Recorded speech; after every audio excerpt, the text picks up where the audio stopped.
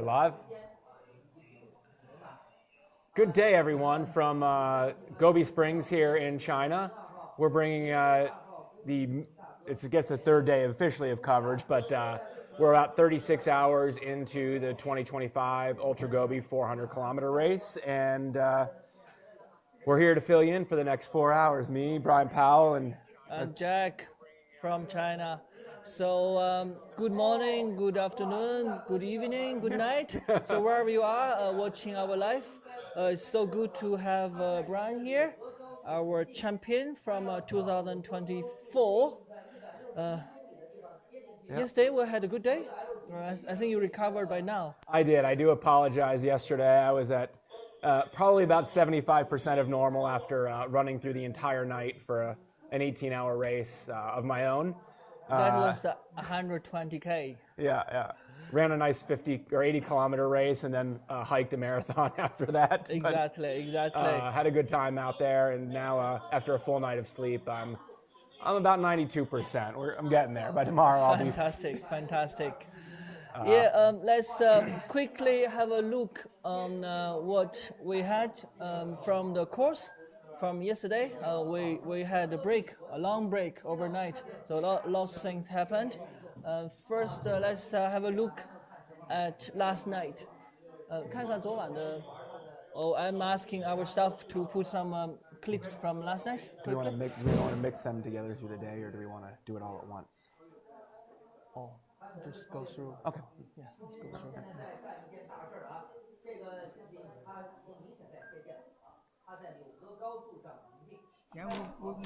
through. Okay, the first one is from our male runner.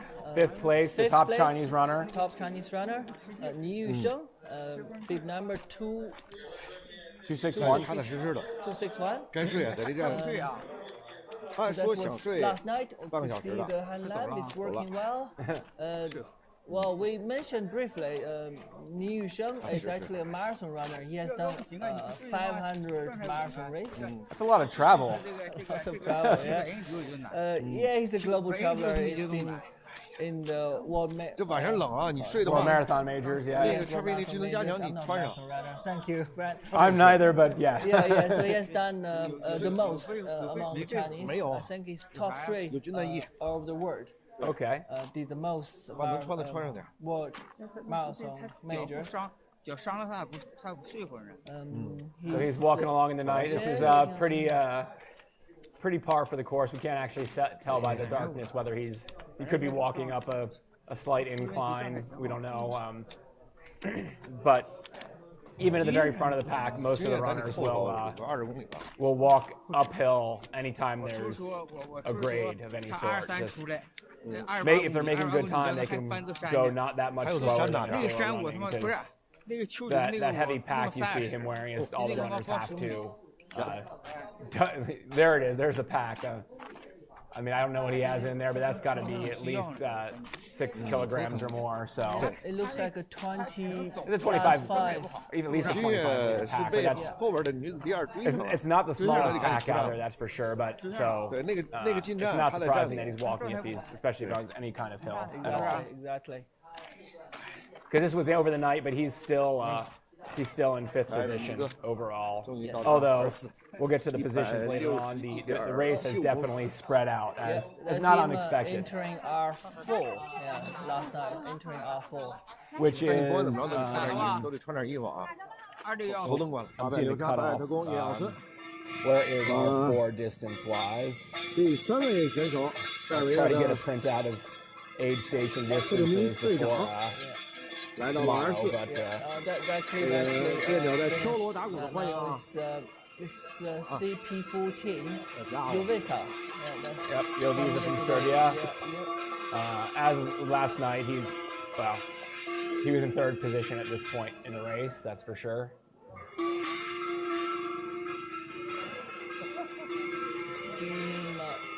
Running well. Again into R4. Yes. Warm welcome for Uvesa to enter CP14. You can see he's wearing shorts and t-shirt. 看来今天一天的那个 So on the contrast, our staff our volunteer at at the CP is wearing a big army jacket. Those are ubiquitous. I'm sure I'll have time to tell stories about those later in the race as things spread out. And 现在领取装备箱， but It's R4 as yeah, I'm trying well. to find R4. It's funny. I've 跟第二和 5 different screens pulled up, and none of them have the distance readily available. 看叫两人碰 And 面 I'm，having problems pulling it up on the map right now. But 这眼神的火花。 I think I might have figured this 切 out. 小屏的那个。 No, because Okay. Damien is covering it.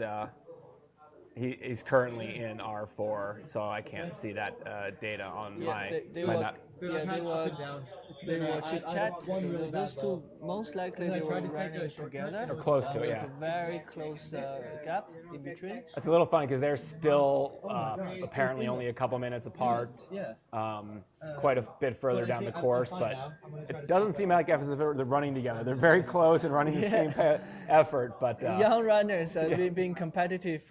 We have seen that before. So yeah, which is anytime I've had a chance to run with somebody during Ultra Gobi 400, I've taken it. It's so nice to get a chance to spend some time, whether you're talking and learning about one another or just having some company.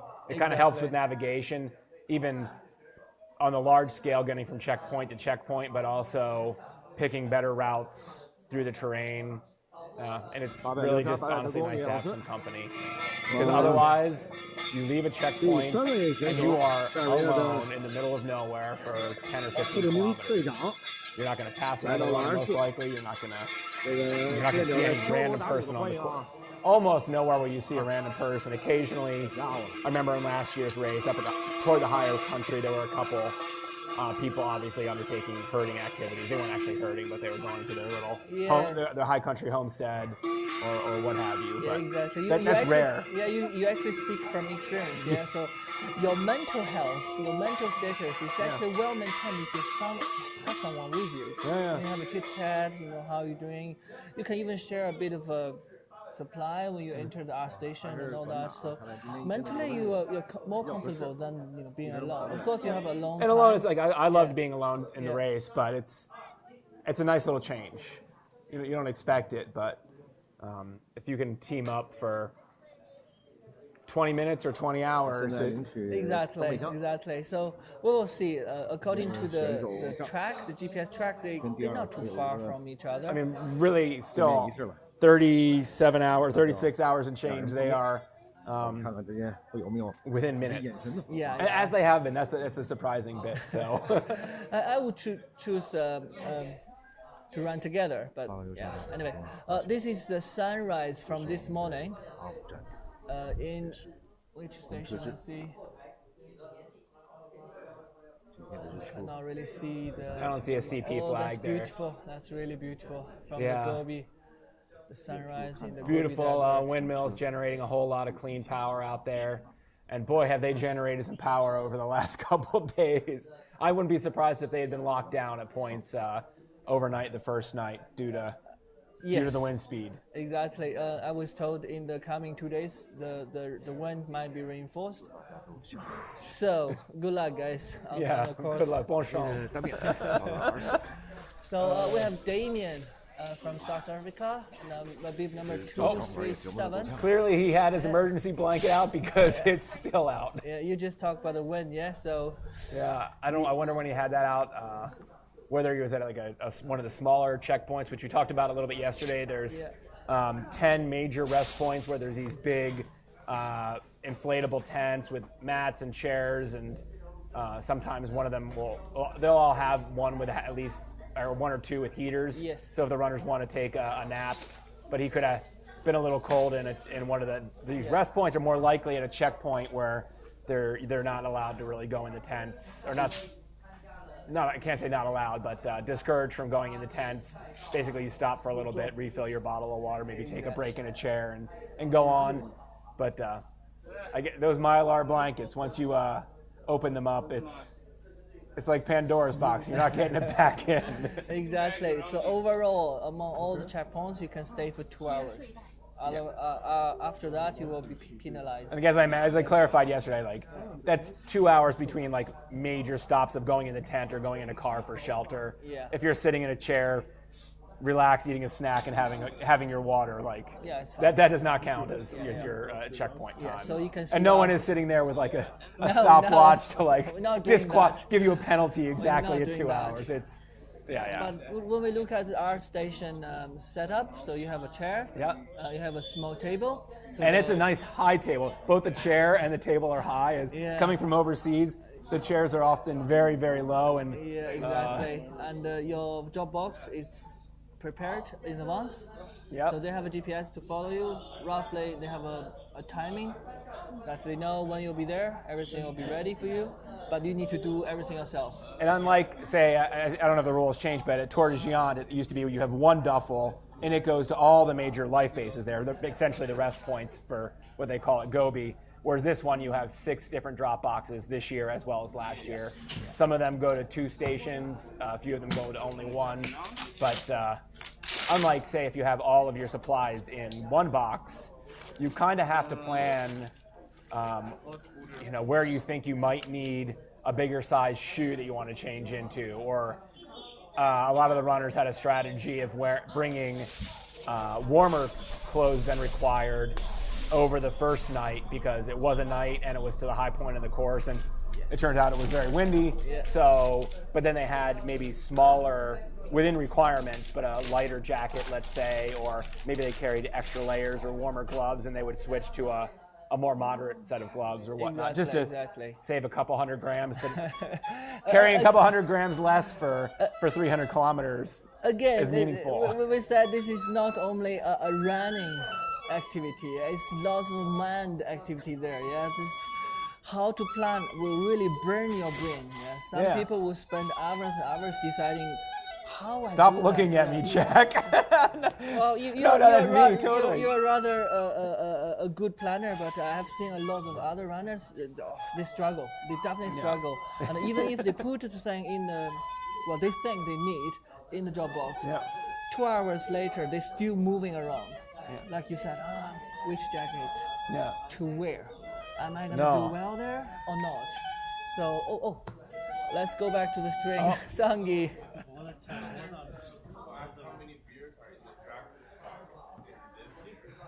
Well, there were no beers in my drop box in this year's race, nor any of the races. Somehow at one of the checkpoints yesterday, a can of Budweiser showed up in front of me. It would be rude of me not to have enjoyed it. So, Brian's asking. How many did I have in the? Runners do have beers in their drop boxes. It's funny, the first year in 2015, there was actually a rule you weren't allowed to have alcohol in the drop boxes because I think there were incidents at the stage race of MBA students previously. But I actually did have, I think, a couple little the mini bottles of whiskey in my drop boxes last year. I always had Coke in my drop boxes. I drank almost all the Cokes. I drank none of the whiskey. But it was actually, so a lot of times one of the just challenges of races in these races is just pain. Like not intense, like stabbing pain, but your feet get really sore and beat up. You could have some just soreness in your quads or maybe a little niggle in your Achilles or your knee. And just, I didn't do it, but it would have been possible that I would have had one little bit of, essentially one shot of whiskey just to get rid of pain for an hour or two and just... Yeah, exactly. But hard liquor is not allowed on the course. You can watch, but drinking, no. But they get checkpoints. It wasn't in the rules last year. Yeah, well, we are not losing it, but beer is fun. Beer is definitely fun. We have seen quite a few runners put beer and Coke in their drop. Yeah, totally. Because one 4% alcohol beer is not going to. No. It's just it's helping you. It's helping, but you're drinking so many. Not drinking, but you're maybe drinking a lot of sports drink, which is sweet. You're probably eating a lot of sweet snacks. Yeah. Hopefully, you're not just eating sweet snacks, but it's nice to just have a different flavor, something that's not sweet. Yeah, your plate gonna feel the difference. Yeah, you will feel refreshed and all that. So Sangi is still doing okay. We heard that got a very, very bad knee since R1, and it has been quite well, and he's still running. So I wonder if the flute playing is helping him mentally, but it is that those things can help. Like yeah, those small things. He played, I think, 2 different melody in that station, and he's up running. We can see. I think the like drinking beer.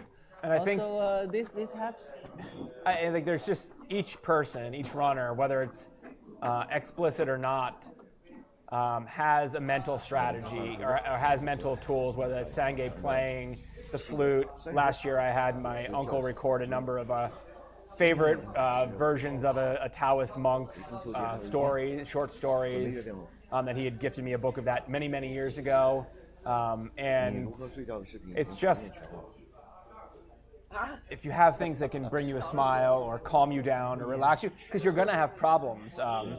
And whether it's a Sangay's injury or you have just a challenging stretch of the race, something goes wrong and you start getting frustrated. I definitely remember last year in the race, I had my phone in airplane most of the race and flipped it on at one point and got a message and started listening to a Taylor Swift song because my sister suggested it. And, here we have last year's winner and this year's women's leader. Yeah, Junyue is doing okay. We heard she wanted to break the her own course record. I would say whole course record, but she gave up. Now on that attempt. So she's taking her time, getting well prepared to be leading for the rest of the race, but she's not pushing too hard. She's taking her time, giving some contact. She has been doing quite a lot of long distance run. Oh my goodness! Yeah, we talked about Sangay a little bit, but you followed her a little bit this summer in Europe. Yes, so what's she been up to? Yeah, since August. She did the same as Sangi for the Transparently 900 kilometers. She was the first lady to finish, and after that she had a small break. She called that break. She did a 40K. She finished.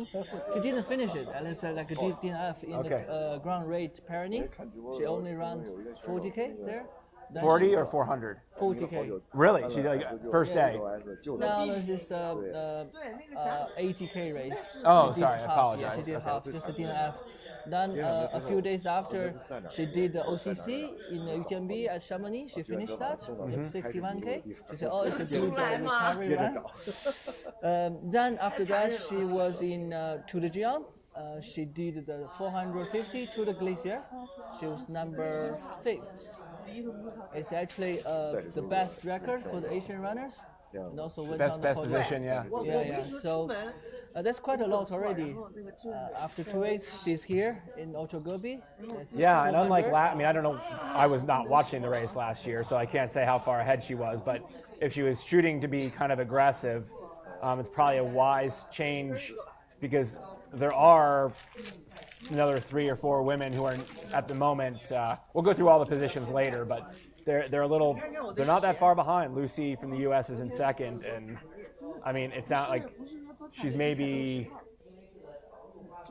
10 kilometers back, but again that can be an hour and change or a longer nap or something like that. So. Yeah. Let's see how long Lucy will stay, but still early in the stage. Yeah. I would say, from your experience here, before 300, we cannot tell who's going to win this or not. No. But for the ladies, they are only below 200K. So we will see what will happen. Yeah, I mean, even if they're 150 to 170 kilometers in, one could say that's nearing halfway. That's not nearing halfway, I mean, in terms of time. For a lot of runners, there's a lot of slowing down later in the race. Yeah. I mean, I made a lot of time up in the field, but that's because I did run slightly faster the last 100 miles than the first 100 miles, but most people are going much, much more slowly than the early going. First half and second half normally have a huge gap. I mean, it could be a 1.5 times or 2 times. Okay. So who do we have here from last night? Oh, she's having a fruit. Whoa. That's a lot of supply. I'm gonna guess that's one of the two rest point boxes. Definitely. I can tell by the 2 cup of noodles. No, 2 big cup of noodles. No one's eating 2 cup of noodles at the same checkpoint. Exactly. I wonder how much she would take in for that. Since she changed strategy, Yeah. maybe she will spend more time resting and taking in 而你都爬上山了，身上 proper 蹬回来。 nutrition, proper. Oh, maybe she. Wow, she does have more. Here we go. More cup of noodles. There's still 2 in the Here we box. go. Yeah, super well prepared. Yeah, just in case the flavor doesn't fit. Yeah, but flavor could be that maybe you have an idea that maybe this was where you might sleep, in which case you might have one before you go to sleep and one when you wake up. I mean, Yeah, why not? And also based on where you're from, your diet can be very different. Yeah. Yeah. So lots of people play safe in the race. I'm not taking anything risky. I'm not taking spicy food and all that. She's from Sichuan. Yeah. So in the Transparent 900, at the second half, she wanted spicy beef. Yeah, I would have some, but it's more like people drinking beer, right? You need to be the change of taste after taking all the sweets for the energy, and you need to have some comfort. Yeah. Something from Like- the hometown. sometimes you want salty foods, you want almonds or dry soybeans or some sort of potato chip or something like that. Yeah, exactly. I mean, she does have an apple, probably an apple, it could be a pear, but whatever it is, like having the fresh fruit could be kind of nice. I've never had it during the race, Okay. but she's studying along, or it's wondering, because she could either be studying the route or she could be seeing where the other runners are. Exactly. Oh, From this, I believe she's checking the other runners. I know, yeah. Yeah. There is cell phone coverage all over almost everywhere on the course. Sometimes I think we had footage yesterday of them going through what I only call a jebel because it reminds me of the mountains in parts of Morocco, but small, not mountain ranges, but small strings of mountains that you'll run through for 3 or 5 or 8 kilometers, just crossing straight through them. And when you're in there, you don't have cell coverage. But Exactly. a lot of the places on the course are just giant, wide open spaces. You could probably have one cell tower to cover Yes. 40,000 square kilometers. When you have the 4G, supposedly this is more penetrating ratio. Yeah. This is much better, but 5G, I heard it's not as good. On as distance, 4G. yeah. Yeah. So on It's better on speed and not Yeah, distance. exactly. In the city, we have all that, but here it looks fun. And she's really enjoying her noodle. Yeah. 手机。 So for you, Brian, would you take noodle? I didn't see you taking a cup noodle last year. I didn't because I wanted more calories. Okay. So instead of where she's having a cup of noodle, I would have had a dehydrated backpacking meal. I see. But it wasn't because I don't. I mean, at races in the U.S., we often have what we would just call ramen, but yeah, the dehydrated, salty, brothy noodles. I see. So because for Asian runners, quite often rice and noodle are more like a must for the long distance runners. Yeah. They would craving for that. They were. But it's interesting because like in this race, it'd be really hard to have rice because unless you had dehydrated. I mean, the instant rice because you couldn't Exactly. cook it. You Yeah. don't unless you brought a stove, which no one is going to carry. Yeah, that's true. There that's are true. hot water at all these 10 major rest points, so she can just have I think she had an aid station volunteer just go fill up her noodles with hot water and bring it back. Yeah. So she actually has one big cup of noodle and something else, but here we have another runner from earlier on the course. 我们 can 在 see that R12 出站之 They 后 are 的 actually running on the road. Is that Damien or no? There's not a whole lot of paved road on this course or near this course, unlike last year where there was a lot Okay, of. there's Gong Ming Chang. Tell me about Gong. Gong is actually our ranking number 002. Oh, so he's What does a that regional mean? general. He was one of the.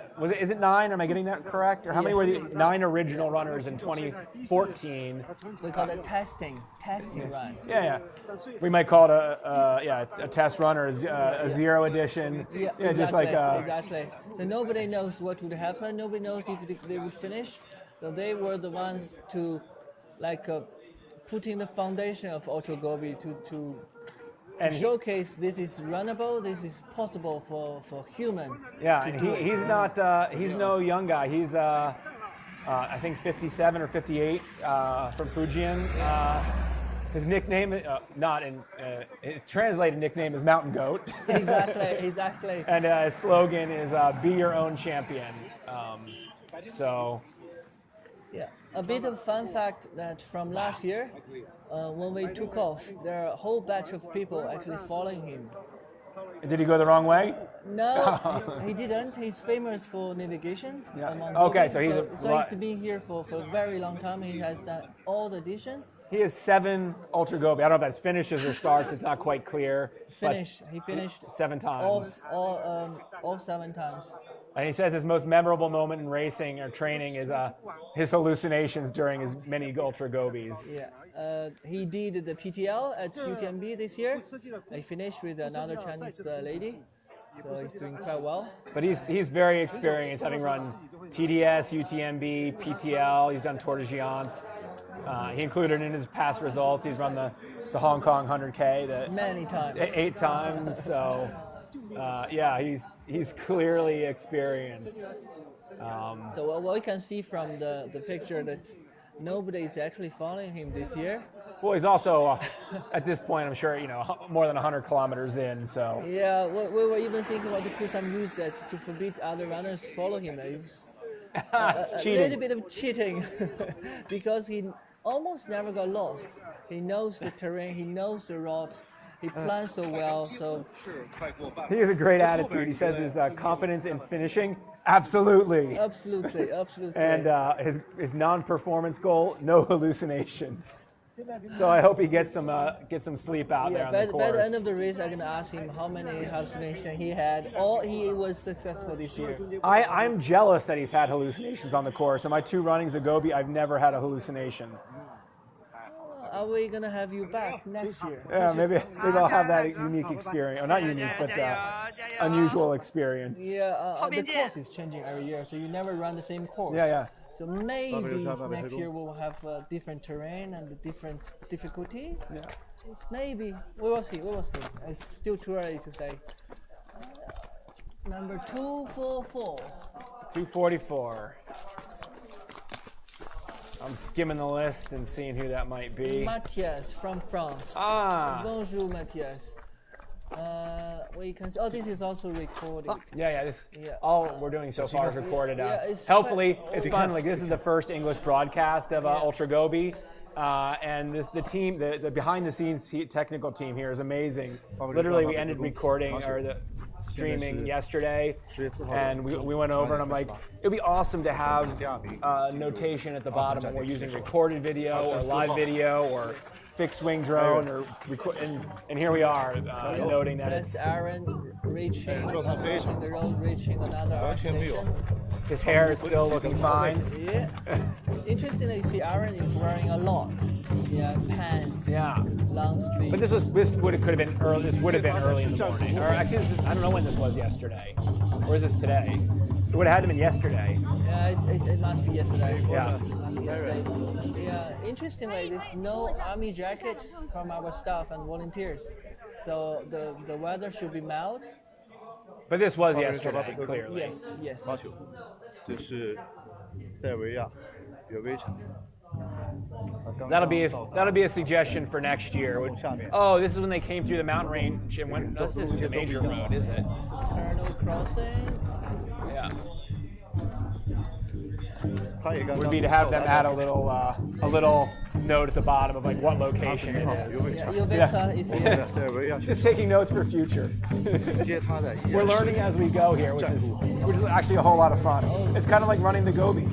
You don't. Flashback. Everything is new, and you're like, next time we can do this a little different. Actually, after both of my Gobis, I made lists of if I come back, what I would do differently, because you learn so much. Yeah. It's day by day we even day by day. Yeah. Yeah.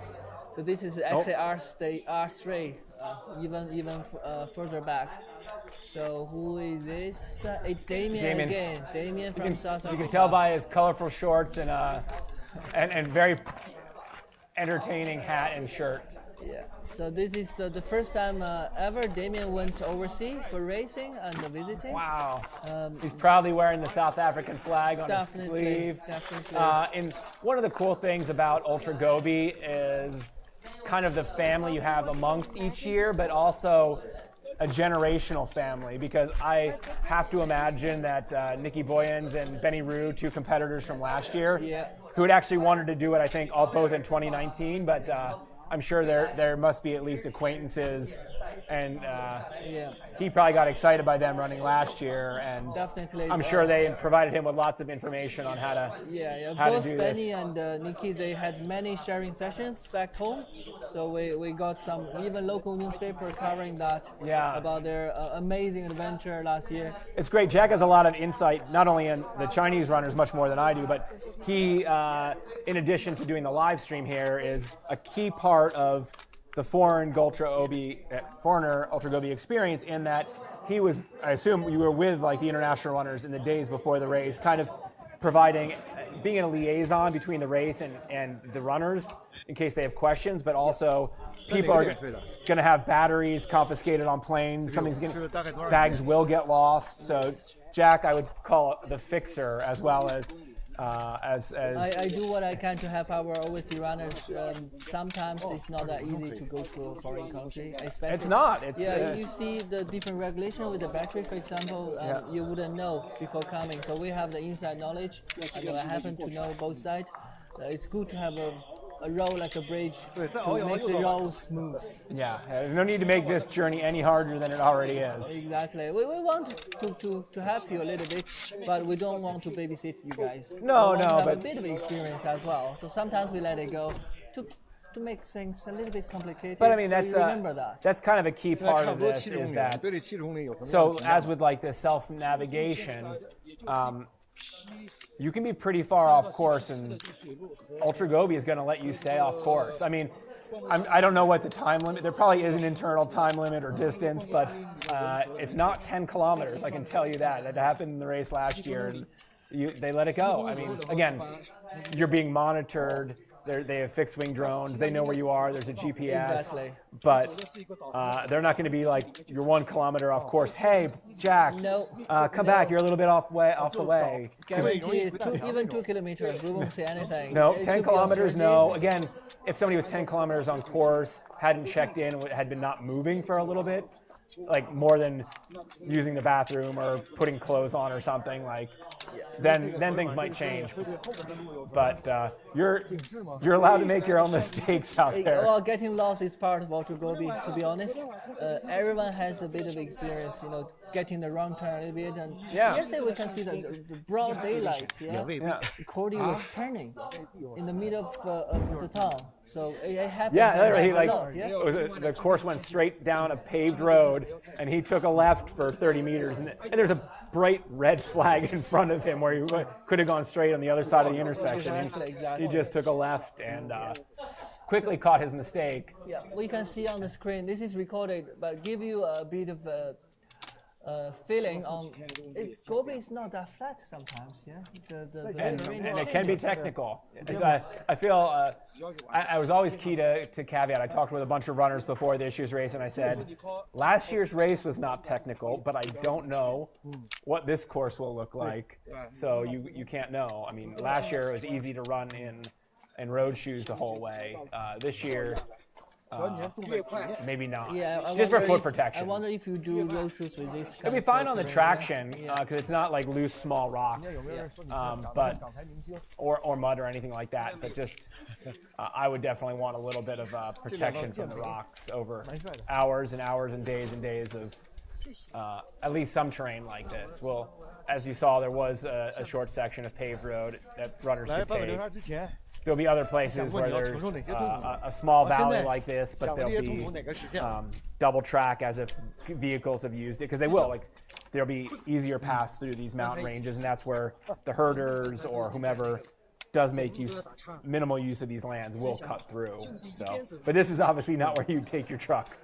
No, this is one of the kind of technical part we have in the course. I'm excited to see this. After last year's race, I was a member of a number of WeChat groups, and there's definitely talk immediately after the race. It's like, we're going to make the course harder next year. Mission accomplished. Not many people actually passed the high mountains. You guys did it. The top 3, definitely went through. Yeah. Oh, that's Yeah, right. They even yeah. had an easier course. Yeah. So Benny and the juniors, so they actually went up already. So because of the accident, well, I would say not accident, but The situation. The situation. Yeah, we have the jackals. Whole Yeah. pack of So jackals there. we've got time to kill. But like, there's lots of time today. Last year in the race, I don't even remember. I think it was after R5. So about halfway through the race, we went over the high point of the race in a mountain range, and actually some of the most technical terrain on last year's course. Big climb. Big climb up to like 11,000 feet, well over like I think it was 3,600. Exactly. R6 was 3,600. Yeah. So we're like up high, but then somehow the race got reports that there were a pack of 13 jackals. So imagine big wild dogs, and they're all together, and I don't know where those jackals were on that, say, 50-kilometer stretch, like through the wilderness of the mountains. They were right on the course. But were they like they were at the far end of that? Yes. Yeah. So, interestingly, I was running that far section of this course, and there's a policeman firing off a flare or two, and then setting off like an entire set of fireworks, and I'm like, I have no idea what's going on. No one told me anything. Yeah, many runners told me, oh, the Ultra Gobi is so special. Yeah, they welcome us with all the fireworks. At the time, we were trying to scare up the say anything, yeah, but yeah, enjoy that. Enjoy that. The fireworks is for you. But most of this race, and it happened in both years I've run it, has changed the course on the fly. And literally, the race made the decision to pick the runners up at R5. I think some actually runners got picked up from past R5, driven around to another checkpoint, or no, not even an existing checkpoint, but somewhere on the course, a new alternative. Yeah, it's not like a plan B. And they set runners back out on the course there and let them run, as if like I don't think there was no adjustment. So it was just they restarted, except for the runners who had gone past. That three of you. No, but there's the people who had gone past, but I think some people were actually pulled from the course and brought back. Yes, that's Benny and Julia. Yeah. So I think they may have had a time adjustment. Yes, yes. For them, so a little bit of time removed because they had to go back. But even for safety, the race is really, it's a priority. And you don't see it most of the time. But the first night of last year's race, again, there was a report of a ferocious dog. We were running a paved road section, and there's a lot of Tibetan Mastiffs or other very large herding dogs here. And there was one that wasn't on a chain and was loose. And so the race picked us up, me and I think I was with Benny and another runner. And here you are, it was just me and Benny, and here we are, foreign runners. Nobody's telling us anything. They like basically get in the car, like waving us. And you get in the car, and we got a couple words of like the dog on the course. And we got in the car, went a kilometer and a half, got out of the car. Or they let us out of the car when we were past that point, and you go on. Yeah. So give you some context. That dog, it's not that pet. Yeah, you have home. Yeah. Like this size. We were talking about something like a much bigger than a wolf. Yeah. These Tibetan Mastiffs are much bigger. They're animals bred and raised to fend off the wild animals. Like these are. Basically, they don't retreat when they see a bear. But I mean, that also is the same. I mean, that's the same in Europe. That's the same in the U.S. Like we have the sheepdogs, and exactly. You can tell in the U.S. you say go back to your sheep, but I don't know how to say go back to your sheep in Chinese, and I'm not sure that works. But those dogs are ferocious. So. Yeah, exactly. In France, we had a lot of big warnings that be careful with the patou. They call it patou. So in Chinese, we have the zhangao, we call it the Tibetan mastiff. Yeah. So this is the same category. This is huge and very, very protective. Yeah. So and they are on the course. I've been in one of these middle of the nowhere sections in the middle of the night the first time I ran it, and I start hearing the mastiffs barking. It's 2 a.m, and there's no one probably for 10 kilometers ahead or behind me, and exactly. There were a couple little structures, so I'm like yelling ni hao, hi, hi, just in case something goes very wrong. Maybe someone hears me, but. Let's move a little bit to the course map. We want to see what's going on with our ranking. Any change here with the So men? yeah, we're going to catch you up, do the full catch up. We'll start with the men here from yesterday where we left off. Honestly, it is the same exact order. The only change is Brit runner John Shield. He's withdrawn from the race. He came into the race his last long race, I think it was the Cape Wrath race, he injured his knee, not trauma, not a fall, but an overuse injury of his knee, and that flared up on the first technical descent here in the race, and I would say that might be the longest descent of the race. But from the between highest point going down. Between the technicality of it and the pre-existing injury, it flared up again. And I mean, I saw him around camp today, and he's not limping horribly, but it's noticeable. And with many kilometers to go, Exactly. he made the wise call and dropped for the race. But otherwise, we'll go through the order here. I think now's a great time. I'll give a little commentary. We can talk about each of the runners a little bit because we've got plenty of time. I mean, the leader here I don't know from the gun because, again, I was out on the course, but from at least from the fairly early going, our leader is Cody Poskin from the United States. He's 23 years old. Youngest one in the race this year. He definitely has high hopes for the race. He finished in the top 10 at this year's Cocodona 250-mile 400K for you overseas or non-American runners. Sorry for our imperial units that I might speak in at times, but yeah, Cody's out in front. He has been, every time we've seen video of him, he's been moving really quickly. It's not unexpected.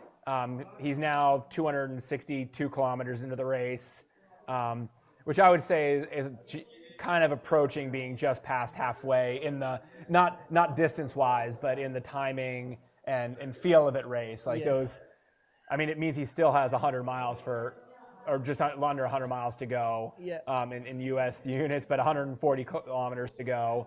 And again, it all depends on what the actual terrain and footing are like. There's not a ton of vertical left, but there are sections we never know if he got lost or bad choice or whatever. And I haven't had a chance, and I'll try to catch it up. Maybe one times Jack is chatting.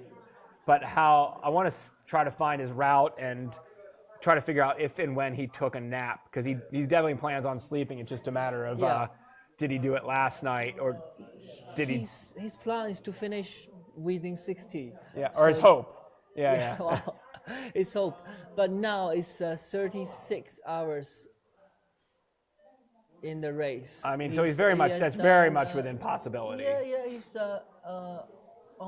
on course. Yeah, he's on course according to the time. 36 into the race, 260 kilometers. So if everything goes by plan, he has a high chance to realize his dream within 60 hours. That's going to be a new course record. At some point, I might have to ask you for a hotspot because my phone's not cooperating with me. Oh, somehow I just got it through the actual Wi-Fi. I'm gonna move the screen to the drone footage. This is now on course. This is skirt-ish equipment. Is from our sponsor, Engine Bird. They call it Makabaka. I've seen quite a few runners wearing that. So I don't know if Cody tried to sleep or just it looked like at R5 he may have taken a 90-minute nap. He got in at 12:33 and got last night, overnight, and sorry, my internet is very slow, so bear with me. Send some bandwidth, internet deities. And then he left it, or first timing out of the checkpoint was 2:48, so 2 hours and 15 minutes. Sounds exactly like taking an efficient 90 minutes. And I say 90 minutes, like that sounds totally random. I don't know what his plan was, but 90 minutes is generally one sleep cycle. So that could have been him coming in, eating. My plan would have been, if I was him, to come in, eat some food, take a 90-minute nap, get ready quickly, and then go. So it does look like he had one sleep. The time fits, yeah? Eating, sleeping, go. Yeah. But that's really efficient, even if he did take, in fact, 90 minutes sleep, because it does take time to get in there, to either get out your sleeping bags or get under some army jackets, which we'll talk about at some point. We call that secret weapon. for the Ultra Gobi desert. Yeah, it's non-negotiable. You need those jackets. But I'll have to reload this to. Oh. I'm in addition to bearing with me for internet signals, I'm trying to navigate a very in-depth GPS-based map system in Chinese. So I'm getting some entertainment on my end here. So maybe Jack can zoom out for me to see on his position on the course. Yeah, now the tracking system is quite busy. So now it's National Day holiday in China, and in this period, this is the most, I would say, most popular race in China in the trail running community. Yeah. Almost everyone is following. Yeah, it'd be interesting to see what the follower. I'm gonna see. Hey, James. James, can you find out how many people are watching right now on the Chinese stream, or Eliza? Just for entertainment purposes. Jack's talking about how many folks are watching. 261, but it's great. They have so much interaction. They have 2 different feeds of comments coming in. Actually, we've talked about Cody a little bit, but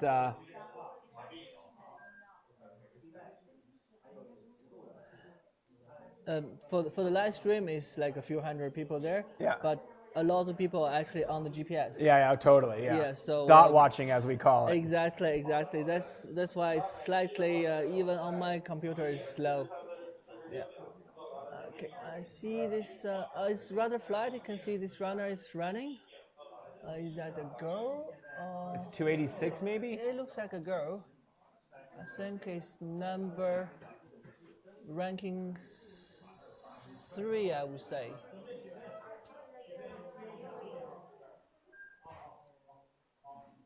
It's a little girl, 258, I believe. Jimbo. Now on the screen. So one interesting thing about Cody, this is not his, aside from Cocodona, this isn't his first long distance journey. He took a Kawasaki sport bike on a 5,000 mile drive across the U.S. visiting national parks 2 years ago, which is what an adventure, yeah? Yeah, what an adventure. Totally. But otherwise, he says he feels like he lives a double life between these big adventures with running and other things and living a boring desk job life. So here we are. This is probably near the town. Again, what's the name of the town? Guazhou. Guazhou. I'm going to write it down again today. But there's a lot of cotton fields, and I remember that from running. I didn't see any in 2024, but in 2015, we went through these cotton fields, and it's actually harvest time. So sometimes you'll see they're relatively small individual fields. I think they probably do flood irrigation, but there's these small little patches, and you'll see 4 or 5 or 6 people in them hand picking cotton.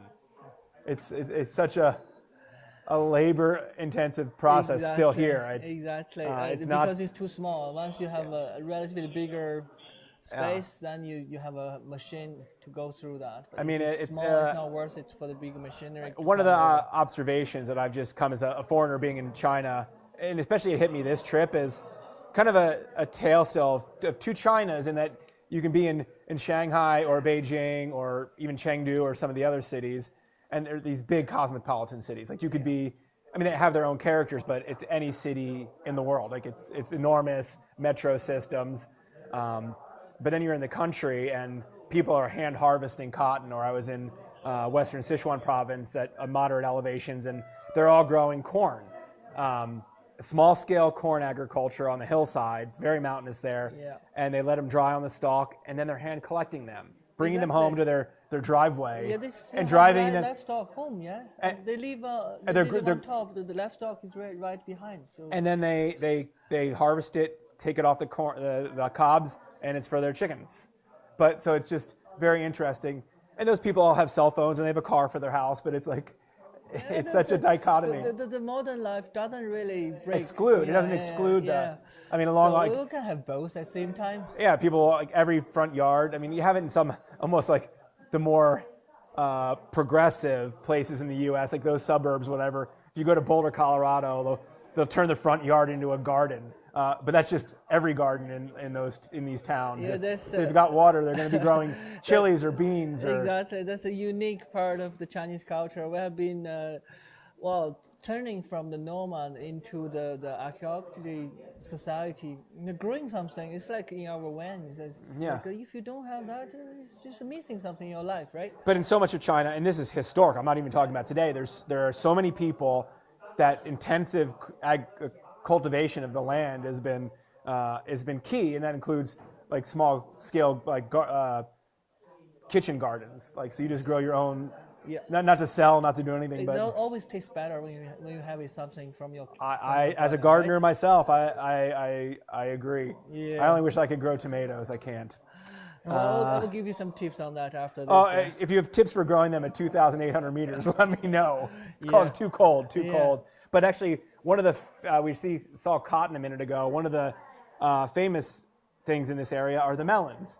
It happens in parts of the desert parts of Utah where there's the Colorado River, Green River. Utah is famous for its watermelons and cantaloupes, but Dunhuang, I think, is known as the melon city. Yeah, it's a guazhou. You know what is guazhou? Yeah, gua is melon. Oh, melon city. Melon city. That's where we are. So we will buy some after this. But I remember running in 2015, running down the main east-west highway that goes past both those cities, and you saw runners crossing earlier in today's broadcast. There are all these melon stands, and there'll be 6 kinds of melons. And they're a different shape. They're less round. They're more football or rugby ball shaped. But you can tell they're cantaloupe, they're watermelon. There's some other melons I don't recognize. And they are so good this time of year. And they also they hand dry them. Yeah, they have these racks that they dry the cantaloupe just hanging on the side of the road. To be very precisely, the runners here in this edition, if they have some chance to cross the road and they see a stand, they can buy some. I always wondered what the rule was at, because you can, or if you run through a town and there's if it's an open restaurant. You can. Yeah. Well, now I know that for next time. I would never want to violate a rule unknowingly. No, it's not very. It's self-support. Yeah. So if you can find a store by the road, or you can. You can't have your friend parked on the side of the road. Not your friend. That's support. If the store is there already and you it's open hours. You took. Or you can convince him to, hey, I'm really thirsty. That's fun too. Yeah. If you can actually walk for 2K extra to go to that road. Little store. And get a store. Here we go. You got your melon. Yeah. But the first time I literally could have just I ran past melon stands and they were calling me over. Yeah. We have runners actually bought watermelon last year. They really enjoyed it. Hopefully the stand had a knife, because otherwise it's kind of hard to eat. Oof. It's gonna be messy. It's gonna be really messy. Okay, the drone footage is a little bit frozen. How about this we have a live aid station cam right now. I think that's. Or is that recorded? No, I think that's recorded from earlier. But let's go back to the map. We go back to the map and just give folks on the outside a view of the conditions today. It's a Gobi day. It's a Gobi day. It's slightly overcast. It's not. I wouldn't call it cloudy, but there's definitely a haze in the atmosphere, and I don't know if that's suspended sand from earlier windstorms or just high clouds, but. It probably makes it a couple degrees cooler, but just as importantly, it lowers that intensity of the sun, because the combination is what can be really hard from it's about 11 o'clock local time. The hottest part of the day right now here is 4 to 6 p.m. And 2 days ago when I was running the 121, it wasn't brutally hot, it wasn't incredibly hot, but it was uncomfortably warm, I would say. With full sun. Here we go. The fixed wing drone footage. Yeah, that's back in the city. Those are streets I ran down on or near at least a couple days ago. You can see, look at that. There you can see a bunch of the cotton fields. I don't think the green fields. That would probably be some sort of grain. It could be just grass. Yeah, it's going to be a bit grain or hay for livestock. Yeah. But look at how that incredible difference between the irrigated land, it'd all be arable. You can grow stuff in any of the soil. The problem is the water.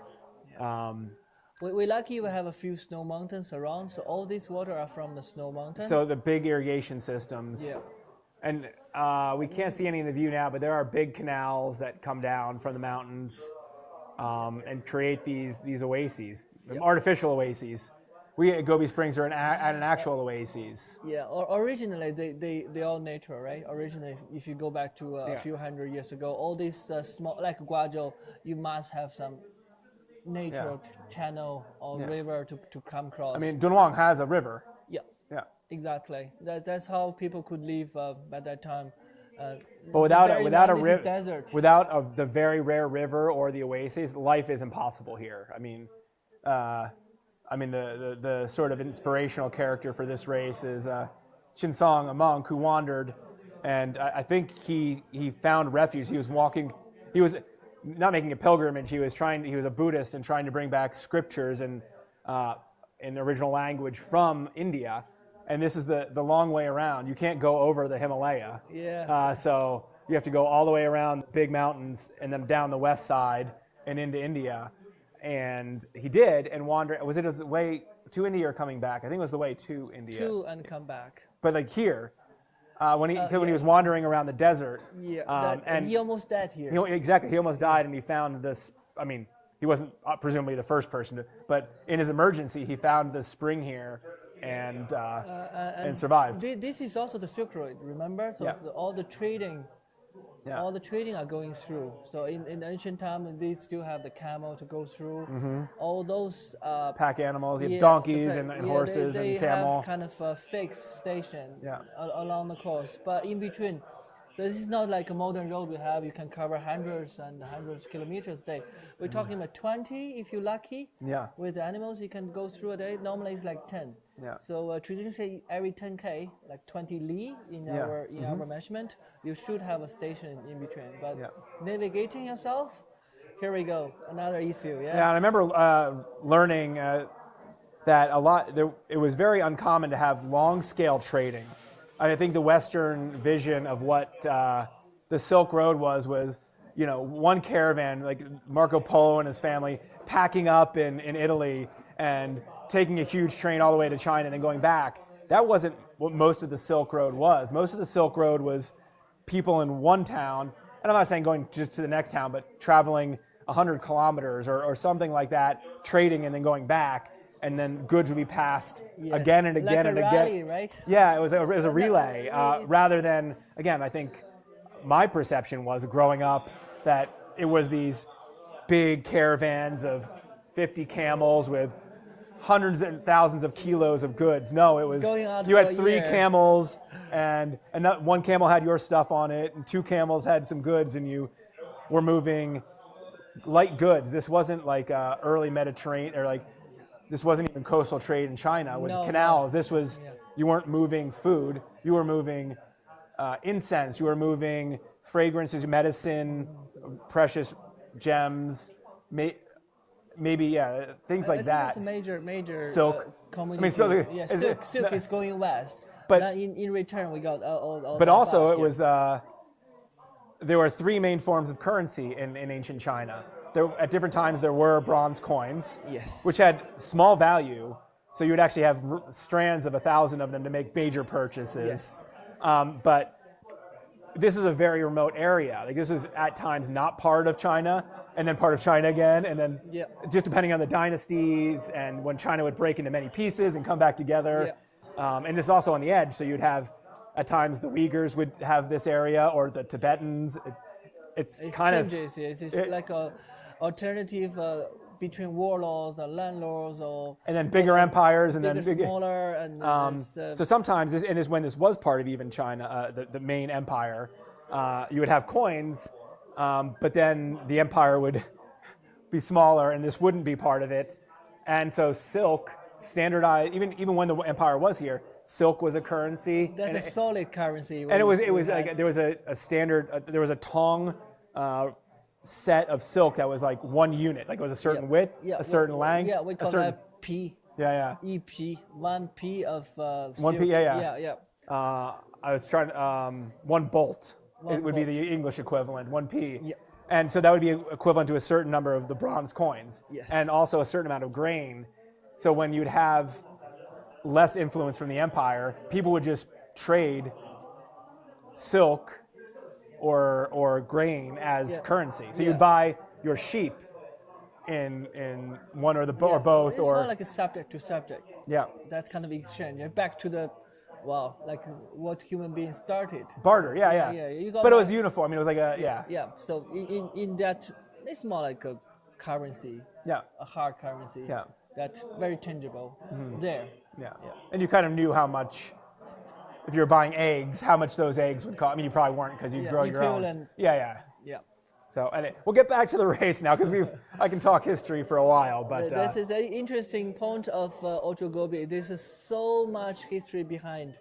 And if you're interested and you can connect the dots, you run here, this station, it's not just a race station. Yeah. It's just not a place to provide you the water. Yeah. So in the ancient time, it could be a regiment actually settled down, defending us from the invasion. yeah, I forget or which the year. other way One of the around. years was at a postal stop, and that was not only was it. I mean, it was just another postal stop, 1,500 years ago, but it was also, I believe, that one was where some very important documentary remains were found, and I forget which exact they were, but there's places where you have like some of the only records of different languages or different types of documents, which we can talk about another day. But the history we'll do here, some research a little bit more, and we will bring it up. and that didn't talk about the Magao Grotto caves, the library cave, cave 17. That's way too much. Oh, That's it's way all too such much. good stuff. Yep. So in second we have Aaron.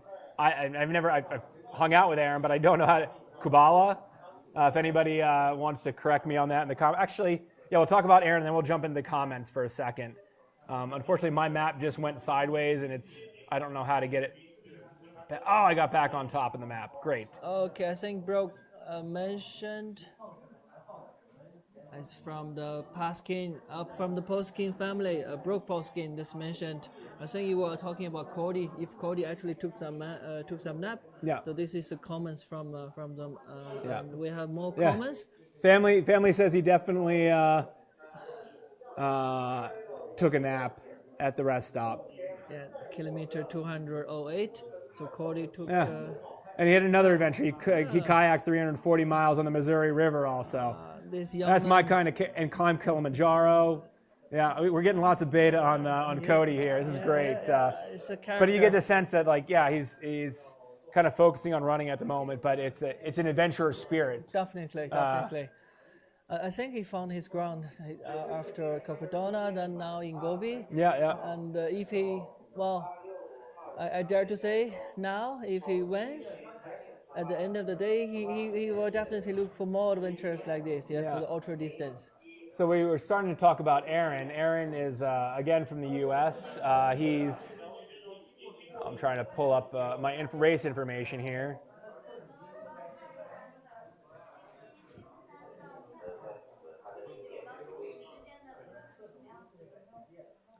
Apologies, again, having some slow internet here. Having to page through the runners individually.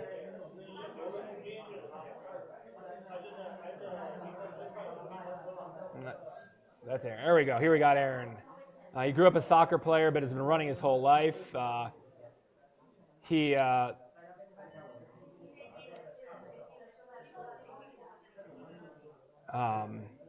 He's about 20K back from Cody at the moment. I'm unfortunately having no ability to look at my map because I want to see if he also maybe took a nap overnight, because that starts to be a very a crucial component of kind of how the end game of this goes out, both for in the sense of competition, but also for individual runners, like whether you get ahead on sleep or just trying to run on fumes. I don't think it really gives anything away. I think his plan was to do 90 minutes of sleep the whole race. I wonder if that happened actually last night because it's the second night. Yeah, if you I push for the- would suspect based on the differential that we saw yesterday afternoon our time and what the differential is now, that they all probably had about a 90-minute nap. Roughly. Unless somebody's running way faster than the others at the moment.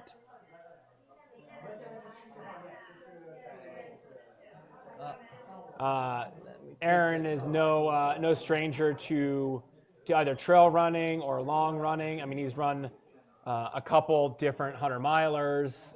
He's won a couple different 100-milers. He's done the speed project from Los Angeles to Las Vegas, which is 300 miles, 500 kilometers.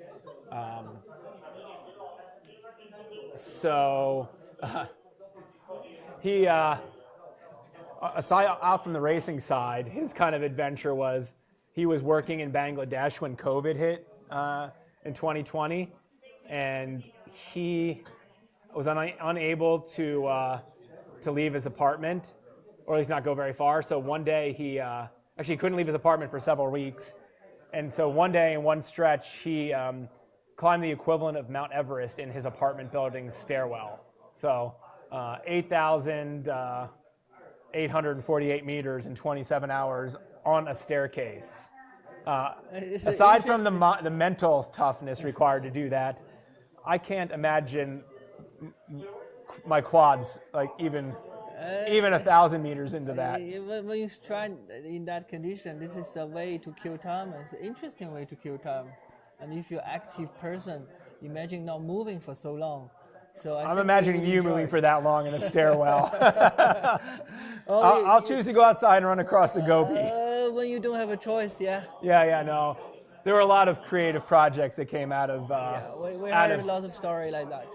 Out of the COVID days. Oh, we got drone footage here. Yes, thank you, technical team, for the great little info for the bottom bars. That was a new addition today, and it's.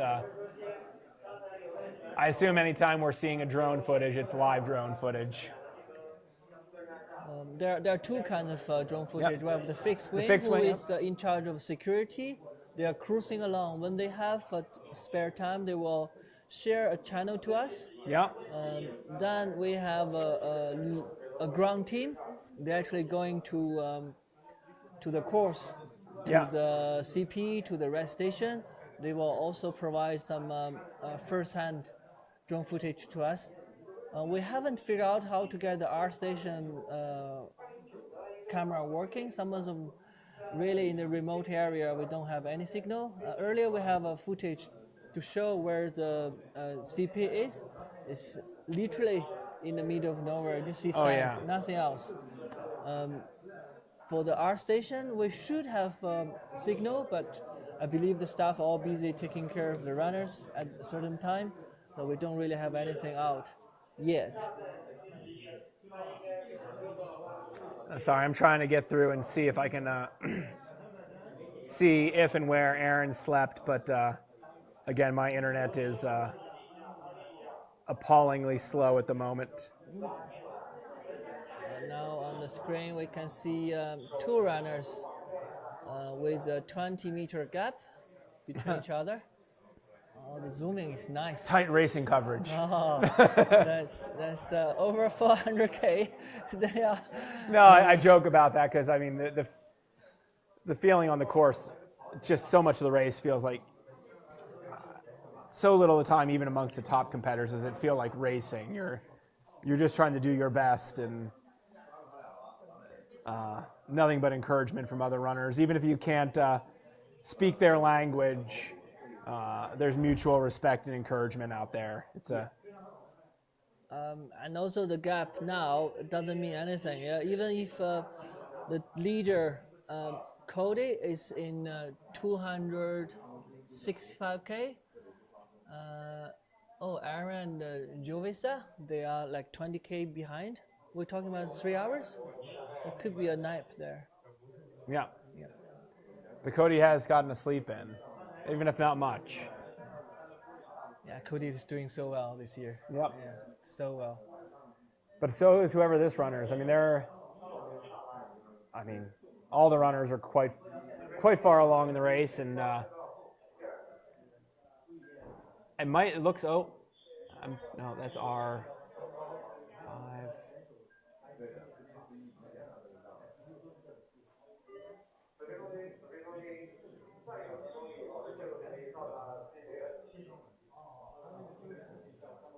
So now let's have a look at our female runners. Oh, well, we should go through the a little deeper into the men's coverage, shouldn't we? Where we are now, We only did number 2. I was trying to figure out. Number 2, yeah. I was trying to figure out if Aaron had taken a nap, but my internet connection unfortunately is a little too slow to click through the GPS points. He did take some time at R5, which I was suspecting he might have taken a nap at. That it looks like it was a little too tight for him to have done that. He took some time there. Possibly he took a very short nap. Otherwise, he took a long break. It's hard to tell. 10, 15 minutes maybe? No. I mean, How long he actually stayed in R5? like I don't know exact. It looks like about 2 hours. So it could have been a nap, or a little less than 2 hours. It could have been one nap, or it could have been a long break. I think probably both. Yeah, for that long? Yeah, probably normally, lost sleep. I would say he was sleep. Do you know how I back out of this screen? Is it the X? Yeah, okay. It's just not very responsive. So in third we have, basically together. I want to say that I did say Aaron was in second, but Aaron and Jovica from Serbia are, I don't want to call it neck and neck because that sounds too much like they're racing. Yeah. We don't know if they're exactly together or, I mean, they were very, very close when we were broadcasting starting at 3 yesterday afternoon, 3 to 5. So, I mean, it's, when we left, it's almost 18 hours later, and they're basically the same distance apart. So I wouldn't be surprised if they spent some time together. I'd almost be surprised if they hadn't. But they are not running together At all. In that sense, I would say it's still like I overtook you, you overtook me, this kind of thing. Which might sound like they're like battling for every second, but people can just have different strengths and weaknesses. They can be, running together for 50 meters or 100 meters and talking. Like that doesn't necessarily mean they're like being silent with one another, and no, I would highly doubt say that. They would do that. I wouldn't No. say they do that. And then we got, again, John Shield, who was in the top 5 yesterday. He's withdrawn from the race due to a knee injury. So we have Sangay Sherpa in 4th, who's now quite a bit back, relatively speaking. If you want to keep zooming out a little bit. Yeah, I mean, more than 20 kilometers, roughly speaking. I mean, that's a gap. And normal going, I mean, when they're running and it's good terrain, they should be running at 8 to 9 kilometers an hour, I would guess. If they're running downhill, maybe it's a hair faster. If they're going up, it's slower. But now it's relatively flat. Yeah, but again, you never know what that actual, like the details of that terrain, the devil's in the details here. Like that could be flat contouring and it could be super fast, or... Let's use where Sangay is as an example. So once we zoom in, you can see this wrinkle on the earth. Little hills. So, and they seem to get on something a little better. I mean, he could be altering the course, or that could be slightly he could off. be here. Cheap. Yeah, he could totally. Yeah. That's within the margin of error. And then, again, they don't, as we explained yesterday, runners can go anywhere they like between checkpoints. This is open course, self-navigation, no markings. I mean, there's big flags at the checkpoints, but other than that, there's very rarely any markings. So the last 5K is marked, but that's only because the other races that took place here, and they don't have to follow the markings. No, exactly. Actually, I don't think many of the runners will. They'll probably just go straight up the stream at the end. They were already thinking about the cutting, and some people already did that from the start. Yeah. Okay. And then we have the top Chinese runner, the marathon runner. Yu Sheng, He's 261. Again, another, 20 kilometers back, 15, 20. Yeah, 20 kilometers back. So, I mean, if we want to zoom out, let's just see who's in 6th and see how far back they are. So he's at 205 kilometers. For now. And then how far back to the 6th runner? It's 20. Yeah, 20-ish. 20-ish. And then yeah. I believe the next one will be Damien. But I mean, it basically, I mean, with 5 runners up there, essentially that's our podium. I mean, if it's another, most likely, I would say, our podium will come from those 5 runners. Yeah. It's not guaranteed though. I was third. I was third in 2015, and I was probably in 5th or 6th, but quite a ways back at this point in the race because I was getting full night's sleep. These people could have, and any of these next runners that we see on the screen right now, could have decided to take 5 or 6 hours sleep last night. Maybe they do the same tonight, and then on the last 2 days they don't sleep. They feel really strong. That's the amazing thing. You can run this race so many different ways that. Yeah, it's still too early. Too early, and the sleep will be a big. What's the guy issue. with the hat's name? Liang. Yang Jianguo. 009. Yang is hilarious. We were at the start line of the race last year, and he's just standing there smoking a cigarette with some funny flower or stuck to his hat. He's a character. He's a character. He's also a vegetarian. He's a vegetarian. Okay. A smoker. A runner. I don't know if he's a regular smoker, but he's definitely. He offered me one. I'm like, no. I did take a picture with one, but with him. It's quite interesting. Every time I see him smoking, it's like, oh. So it's no okay. It's yeah. Okay. So now let's switch over to the women's race and see how that's going. With the front of the race spread out as much as it is, we will probably talk a lot about the course, about the history in the area, about the equipment, about the checkpoints, because you won't see a lot of switching around in the rankings from minute to minute or hour to hour. The changes here happen over large scales. It's when people suffer injury, the sleep depression is a big issue. If they have a stomach issue. So the changes are going to come between broadcasts, most likely. So we have the first runner, Jun Yue, bib number 230, winner from last year. She passed CP5. She's now around 180. And Lucy moved to 2nd place.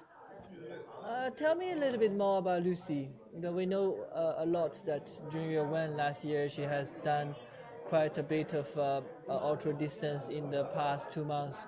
Let me pull up Lucy's information. Very nice person. She's also studious. She was doing her homework before the race. Yeah, you told me she made a few phone calls with you. One phone call, we spoke for an hour or something, as I did with a bunch of the runners, just because I'm here. I've run this twice, just not because I've won, but because I also shared a ton of information on a couple different articles on iRunFar. Yeah. I recommended your article to multiple runners before the conference. It just gives an idea of the equipment that's. This summary of your lifetime knowledge into 3 days. Actually really helpful. I did the reading, I did my study, and I shared that with other runners. I think if you don't get the chance to talk to Brian, you look at this into details, you read the article, and you study that, and you combine all the information together into your race planning. That would help. I wonder how many people actually did that thoroughly, but they all got the link of your article to see what's going on. So Aaron, who had done the speed project from LA to Vegas, Lucy's done that as well 3 times, and they both actually had done the speed project in the Atacama Desert. And Lucy said she'd ran fast. She's the 2nd fastest time there on that route, which is really interesting because I'm pretty sure the LA to Vegas speed project is all on roads, and the Atacama is, at least from my understanding, I would guess, is mostly very flat and non-technical terrain. But the weather is quite similar. I was told by a silver runner who did the speed project, look at Dunhuang, look at some of the previous years footage, it looks the same. But it'll be interesting that, and I don't know it offhand, I can look it up at Lucy's other race results, and I only ask that or think about that in the context of what her long-term experience is. I believe she lives in a city. I want to say she's in like New Orleans, but we don't have that on her little information sheet that we had. She'd get more information, like just like even a city or town for. Cause it's fun to find out a little bit more, but maybe I can figure that out.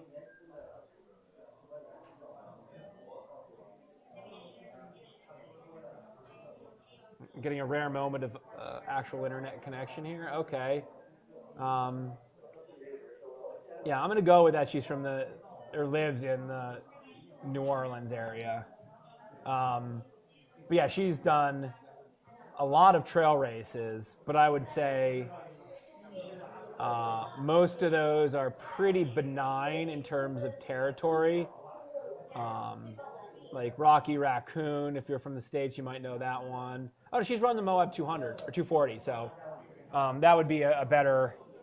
That's not cross country in the sense that Ultra Gobi is, but having lived near Moab for a whole bunch of years in the past and run various parts of the course, there's challenging single track, there's terrain that's more in the mountains, there's primitive dirt roads through the desert, a lot of that in the Moab 240 course. And that's, at least in the results I'm pulling up right now, the most recent race she ran. She took 93 hours for that. And she estimated 87 hours, which is a very precise number for Ultra Gobi this year. But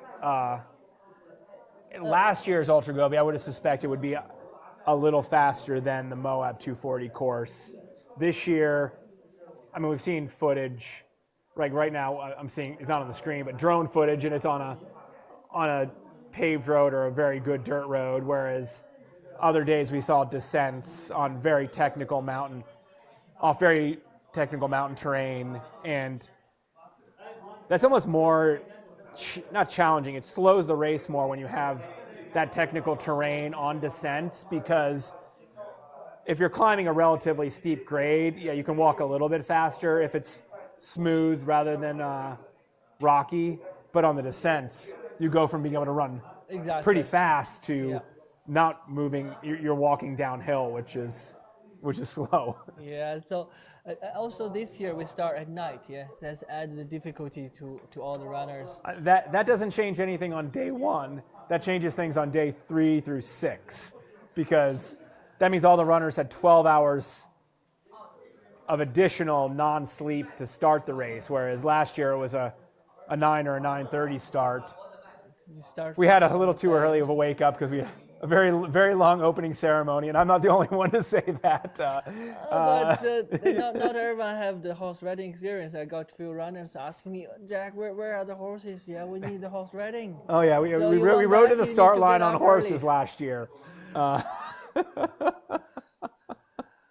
Okay, it's 1 hour and 25 minutes into the broadcasting. We have a 5 minutes break, and we have the live fixed wing drone footage for you guys. Let us take a 5 minutes I'll stay on break for 5 minutes, and you can take a break, and then I'll take a 5-minute shot. Yeah, so we do a switch. Yep. Yeah. Sounds good. So I haven't yet talked about the elevation on the stage today, but it's pretty neutral, I think. Well, I mean, runners are already spread out over so many kilometers of the course, it's hard to generalize. I mean, we have Cody at 265 kilometers, and I don't know if they're still in the race, but we have a runner all the way back at 115 kilometers. But we're talking, for most of the runners, at very moderate elevations for this course, kind of the lowlands, I would call it, between maybe a mile high, say 1,500 meters, to Cody's kind of made the turn around the north part of the course, which is, it looks like runners could have gone as low to about 1,100 meters, so like 4,000 feet. I'm just generalizing. I'm not trying to make exact calculations, but about 4,000 feet, and nowhere on that should be above 6,000. So again, between about 1,100 and 1,600 meters for all of the runners at this moment. The challenge in that terrain, I mean, it's kind of, it's hard to tell exactly what the footing will be like. It is relatively flat. You'll have long, from like, it looks like from 190 kilometers up to the 240. There's a very, very, very gradual climb, which is very common in the Gobi, where you'll climb 200 meters, like 600 or 700 feet over a marathon. You just climb very slowly, maybe traverse for a bit. The front runners in the men's field from Cody through Sangay are all on a more or less a traverse, which they'll continue for a little bit. And then it looks like from 200, rest point 7, down to the highway. They have a long descent, and those are kind of, I felt last year, like special sections. If you have decent energy and don't have any injuries, the time just, it goes by. You can go from one checkpoint to another relatively quickly and relative ease. Again, if you're traversing not unmarked, but on territory that doesn't have a dirt road or no paths, it can be a little slower, because if you're going across horizontally a contour at a certain elevation level, or crossing diagonally slightly downhill, you're crossing all of these little channels, rivulets. They're all dry, but from when there's high water events, they carve these channels, and you're having to jump across them or step down and then step back up and step down and step back up. So again, the devil's in the details on whether this terrain that the first 5 runners on is relatively quick or a little bit more slow and technical. The vast majority of the field, it looks like, is on dirt roads or really good low terrain outside of the city that the course kind of circles around this year. But again, at this 4,000 to 6,000 feet, 11 to 1,600 meters, it's low relatively for this area, so it's kind of the bottom of the basin. And the challenge with that is some years you can get really hot. The first year I ran it at these low elevations, down around 4,000 feet, 1,100 meters, in the afternoons, it gets hot. You're sweating. You might not notice because it is so dry, and if there's any breeze, you'll be thankful for it if it's hot, but everything evaporates instantly. We do have a little cloud cover here at Gobi Springs. I'm looking out the window, and I'd say a little haze as well. So they might have a little respite from the intense sun and maybe a few degrees less of temperature. So it's not brutally hot out there. When we first got to Dunhuang, it was hot the first afternoon I ran, I was in town, that I put off running to the evening, where it does, as about 7 o'clock, the temperature starts to drop a little bit, but by 9 or 10, it's quite a comfortable running temperature. So as long as the wind doesn't pick up again, it's notable that the runners should have really, really good running conditions at night. And I say that in contrast, last year and this year, but both years we've had a high pass, or last year 2 high passes on the course. And last year we were up higher for a much longer period of time. And the temperatures can be minus 10 Celsius, like 15 degrees Fahrenheit. So if you're used to the cold and have a proper apparel, it's kind of nice running. But down low, these nights are just gorgeous. It's actually, in coming over to do the live stream, that was my primary assignment for these weeks here in China and in the Gobi. But I kind of threw out to the team organizing the live stream, could I run the 120-kilometer solo event that started 7 hours before the 400? And they thankfully agreed. But one of the things I really looked forward to was running through the night here in the Gobi. It's such a pleasant experience. It's so peaceful. There's nothing. It's you and the landscape, and if you're lucky, the moon and the stars. When I was out the other night, it was real hazy, so you couldn't see the stars very well. But on a real clear night here, the sky is unbeatable. Yeah, so to add a little bit, so we are reaching the full moon soon. Yeah, and it's it's also building. the full moon festival in China. It's one of the big festival for Chinese people. Supposedly, you should have a big gathering. Have your moon cake. Have your moon cake, gathering with your family and friends together. I wonder what day is it? Is there a closing ceremony on the holiday, or the race started in 2015 on the lunar holiday? It's during the race. We got to find some moon cakes then. We should have a moon cake on the air. Let's see if we can deliver some to our runners if they're still on the course. Quickly check. It's gonna be tomorrow. I need to. Can we get on Didi right now and or JD? Sorry, excuse me, and order some cakes. I will find out later to see if we have the team actually arranging something, because the logistics can always be a problem. We're in the middle of the desert, the Gobi Desert. So finding mooncake here is a little bit hard. We should have planned on it because we literally had mooncake before the start in 2015. Yeah. And this is actually a really big time of year here in China. The Chinese National Day was October 1st. Yes. And combining with the Moon Festival. And after or around the national holiday is a week-long work holiday. Yeah. So twice a year, China has a week-long work holiday, and people there's Chinese New Year in January, February, and the national holiday in October. People don't try to travel within China on those days. Don't go to the big tourist attractions in Beijing. Be an experience. If you've never seen the People Mountain, People Sea. People see, yeah. I've been in the Forbidden City in the Sea of People. Yes, so it's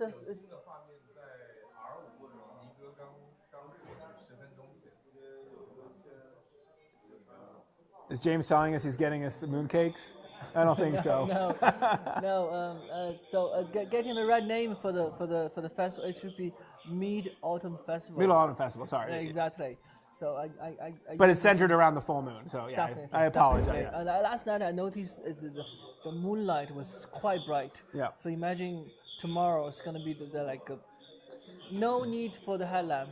But I also assume that would be the equivalent in the West as the harvest moon. Yeah, exactly. I mean, that's exactly.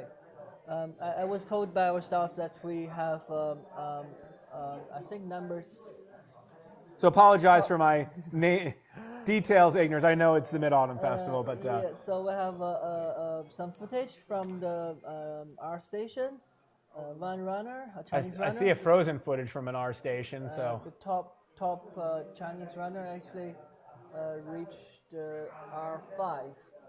Let me move to that. 10:43. Here we go. That's what we recorded earlier. 怎么样感觉？ Liu Sheng.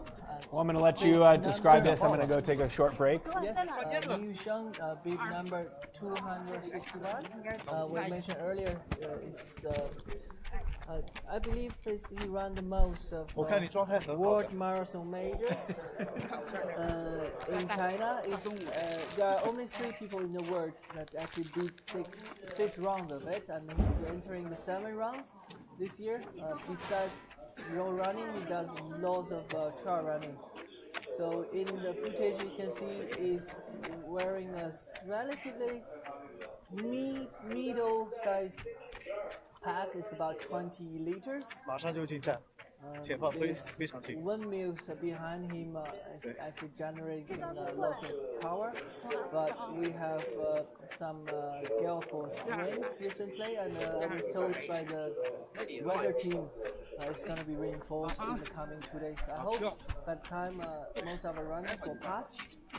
But at this time it looks fun. Sun's out. I went quickly outside.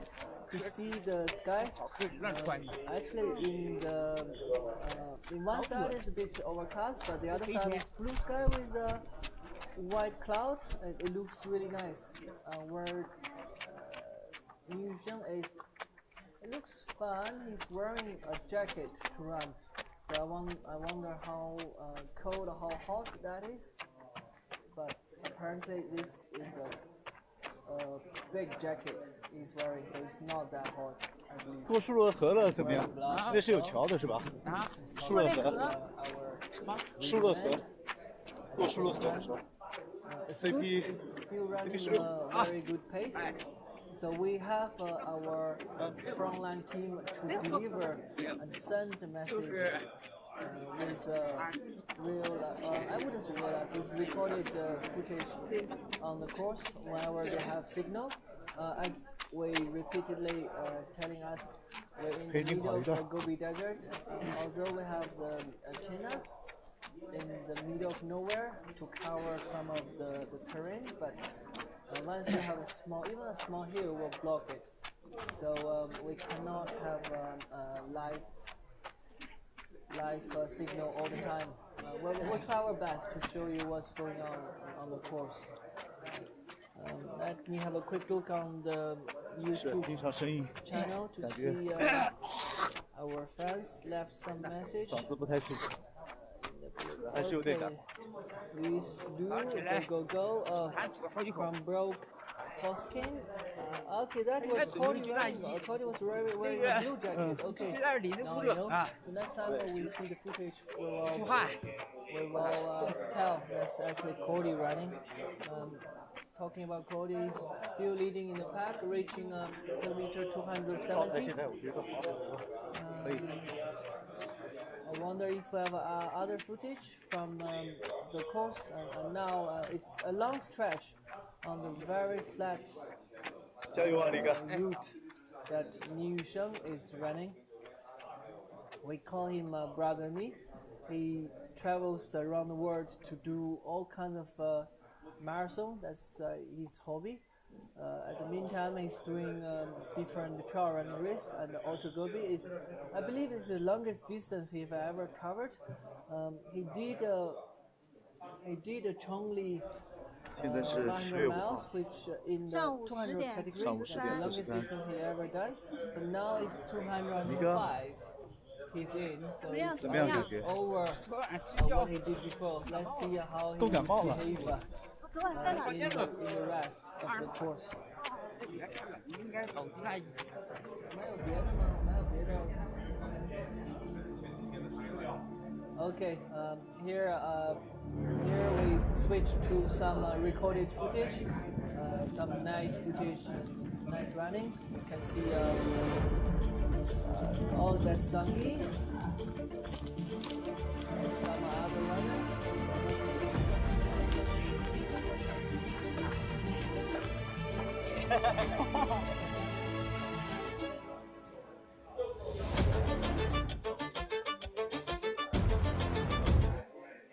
Okay, yeah, go back to our fixed drone footage. As I mentioned before, this is a fixed wing drone covering the whole course wherever needed. Sometimes they share the Sierra One channel to us to give us the look on the course. Now I believe it's around Guazhou area where we have R4, which is also CP14. R4 is CP14. The altitude is just around 1,130 meters. As you can see, it's totally flat on the terrain. Cannot really see the runner, but this is a very easy path for them. They are running on this course. Yeah, we will get back to you with more footage from the course as soon as our frontline staff, the cameraman, is sending We were told they are struggling a little bit to get good signal to send the video because you know this video is normally bigger. Oh, we have some footage from the course supposedly, but it's frozen. Yeah.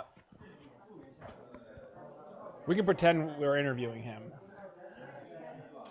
Now I have Brian back with me after a Sorry. small break.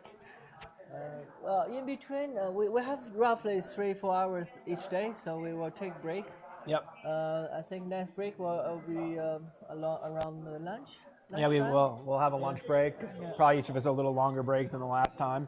Got to take care of ourselves, and having 5 minutes off the mic helps save our voice a little bit. Yeah, I went outside to see the sky. So Yeah, this, exactly. This, The sun this, this part is grayish, but when you look at the other side, it's blue. So Blue it's going to be sky hot with, for. Yeah, it's going to be hot. While you were gone, I was Sunshine. explaining like kind of the elevation they were going to be at today, Yeah. the low part of the course. I was going to say if there's any clouds or cover, it's nice. Yeah, But from what I see, the other side, it's going to be totally blue sky with just a few patches of white cloud. But the recorded footage for Ni Yusheng, our marathon runner, he's still wearing the big jacket. that's surprising. I wonder if the temperature is actually low on the ground with a bit of wind. I can see the propeller on the windmill is moving relatively fast. So maybe how you feel is slightly cooler. But it's also But, it's no. interesting.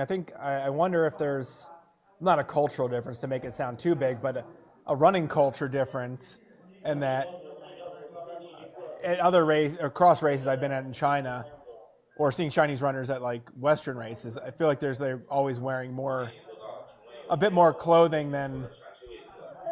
I would say the culture is a habit.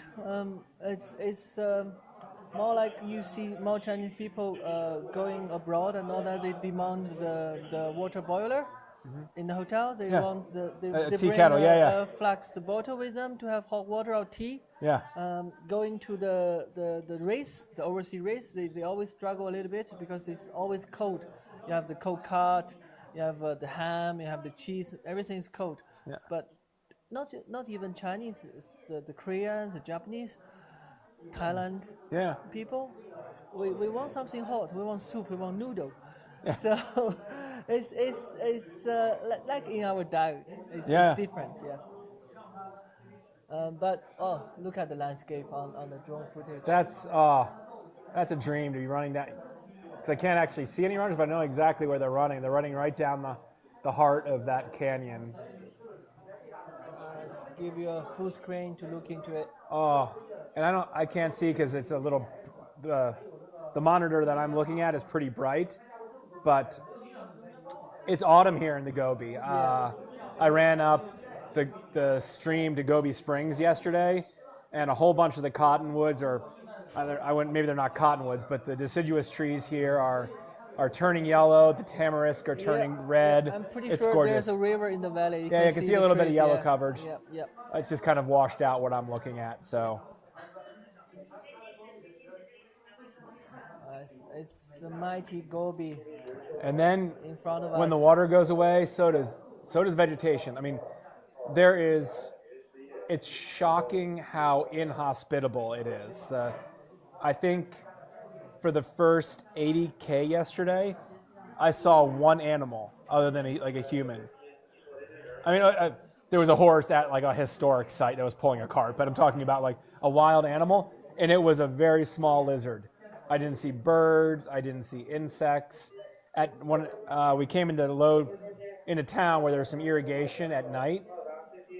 There were a couple spiders, but that's literally. And then finally, running up the stream that comes out of Gobi Springs yesterday morning, there were a flock of game birds. They looked like from the States, like a chucker. Yeah. But a little I saw a pheasant, a big pheasant. Yeah. I did a small run. It's right in front of me, crossing. And that's not lost translation. There are pheasants here. Yeah. I saw them on the course last year during the race, Yeah. along the long river with a million crossings. Talking about animals, look at that. I believe there's a whole herd of camels Now, in the middle of. there are wild camels around here, but there's also lots of domestic camels. Yes. Um, There we go. A runner with a is that phone in is his that hand. Yang? Yeah, I believe. And he has a plastic bag too. Is that some shopping he did? Oh yeah, I can tell by the Yeah, sunglasses. he's crossing the town. I'm 100% sure he did some shopping. This is the town. I can see some three-wheel vehicle there. Some Most cotton likely- fields. Yeah, most likely he did a bit of shopping to get something. Got his cigarettes? Yeah, it's running out. I don't think he would. He was Not during- no, no, not in the race. Just before. Yeah, once that happened, I'm pretty sure that our cameraman will catch that. You need to turn on the infrared sensor on the drone. Yeah, so he's not running, he's hiking. So as you can see, there's cotton fields here. There's rows of trees as wind breaks, because the wind is something here when it's cranking.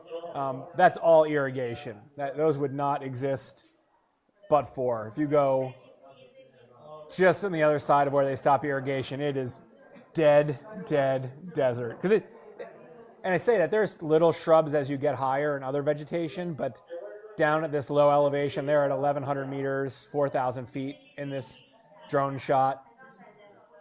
And outside of this irrigated land, here you go, a tractor, probably for harvesting. It could have been for cotton, but I also saw a number of trucks go by with hay bales on the back last evening. It is harvest season here, so they're taking in all the crops. Yeah. Wonder what that shopping trip was. Cup of noodle, Tsingtao. Qingdao is a big incentive for some of the runners. I've seen at least 3 of them doing the packing with the Qingdao in. Yeah. I think now that I think I forgot. I actually probably had some in my drop boxes last year. I didn't drink any. I'm 100% sure you did. Yeah. Because I was there, I saw you gently holding it in your hand, looking at it like your lover.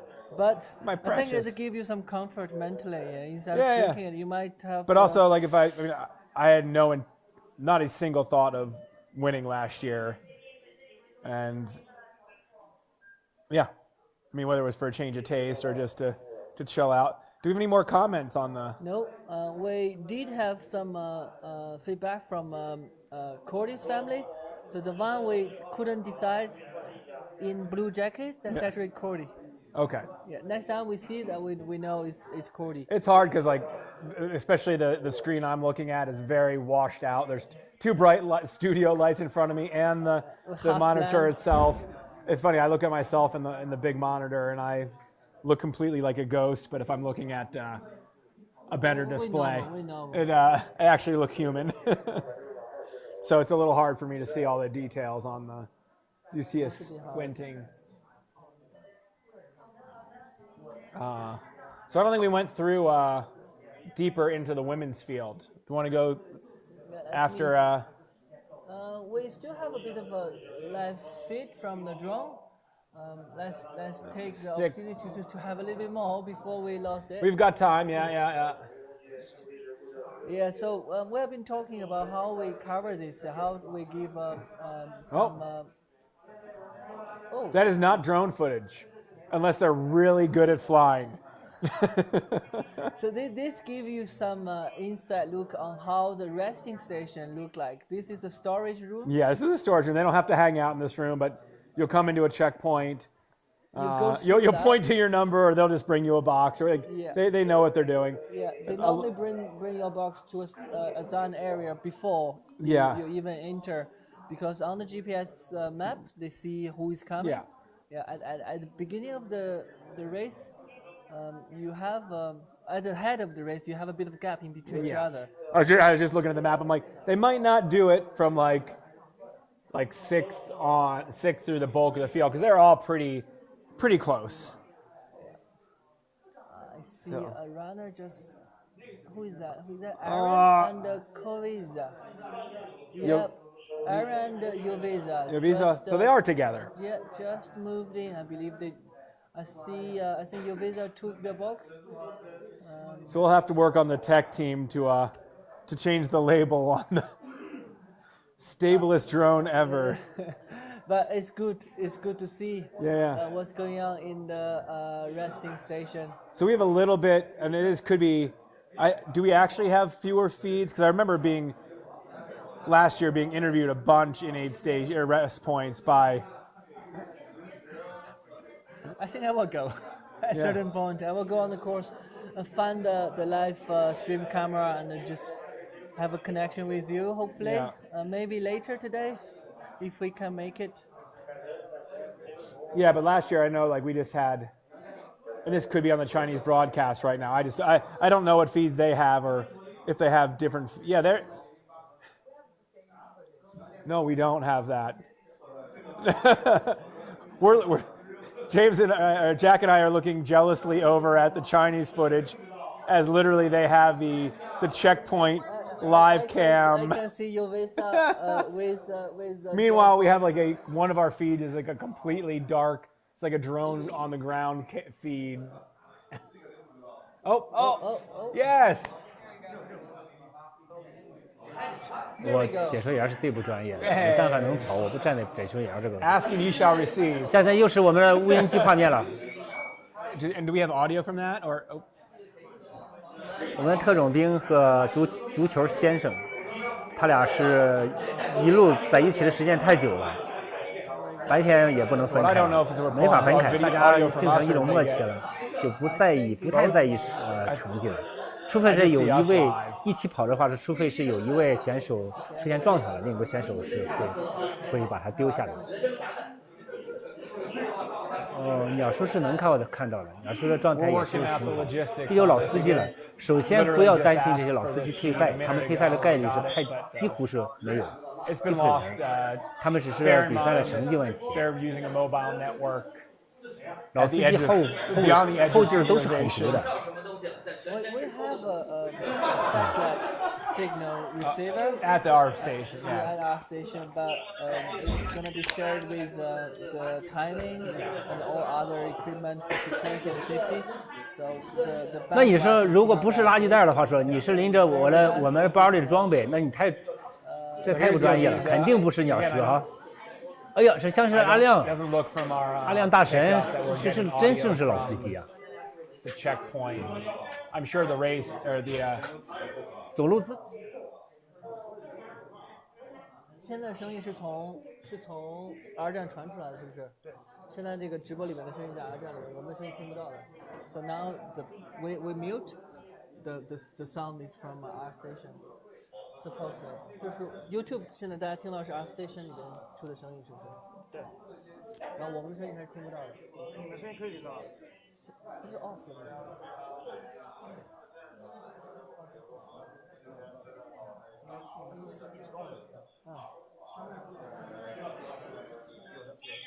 有的吗？我看一两个。OK， 不知道是。Technical issue solved, so the 我们无人机拍的还是挺清楚的。其实无人机还没拍到袋子里是什么东西啊 ？With our station. Well, we can't hear the. It looks like the signal is broken again. We're back right. to well, we command center. Oh, we go back to that. So we're gonna. This is a live feed from, I guess, which rest station is this? R6. Yeah, R6. R6 is approximately 245 kilometers in, it's like 247. Both Aaron Kabala from the States and Joviza, and I'm not going to butcher his Serbian last name. Spalic? 固定 can't see that to 5G Jay. It's a very 网络 small 无人机打 small 破 on 了 my 中小型 screen. 无人机 I will 巡查 help you 跟它 with the 跟它的 spelling 限制， later. 实现100公里 I'll show you my 乃至数百公 Serbian 里 language. 自动 Oh, okay. 可满足边 I mean, if it 境 was 巡查、 written, I 河道巡查 Yeah,、森林防火 yeah. 电力巡查、油气 less 管 the 道巡查 pronunciation than me just not being as familiar with the Serbian use of the alphabet. So they 搭载 actually next to each other, Yeah. as we can see on the screen. 可 The 实现超 signal 视 is not 距离远 too 程 good, 控制， but we'll leave it. roughly we have an 不 idea. 限距离的无 But I think 人 we 机 can- 画面。 There were somebody was interviewing. Hey, we got Daniel. Daniel taking photographs. He was on the course last year, and he's out there again this year. 飞行参数如下。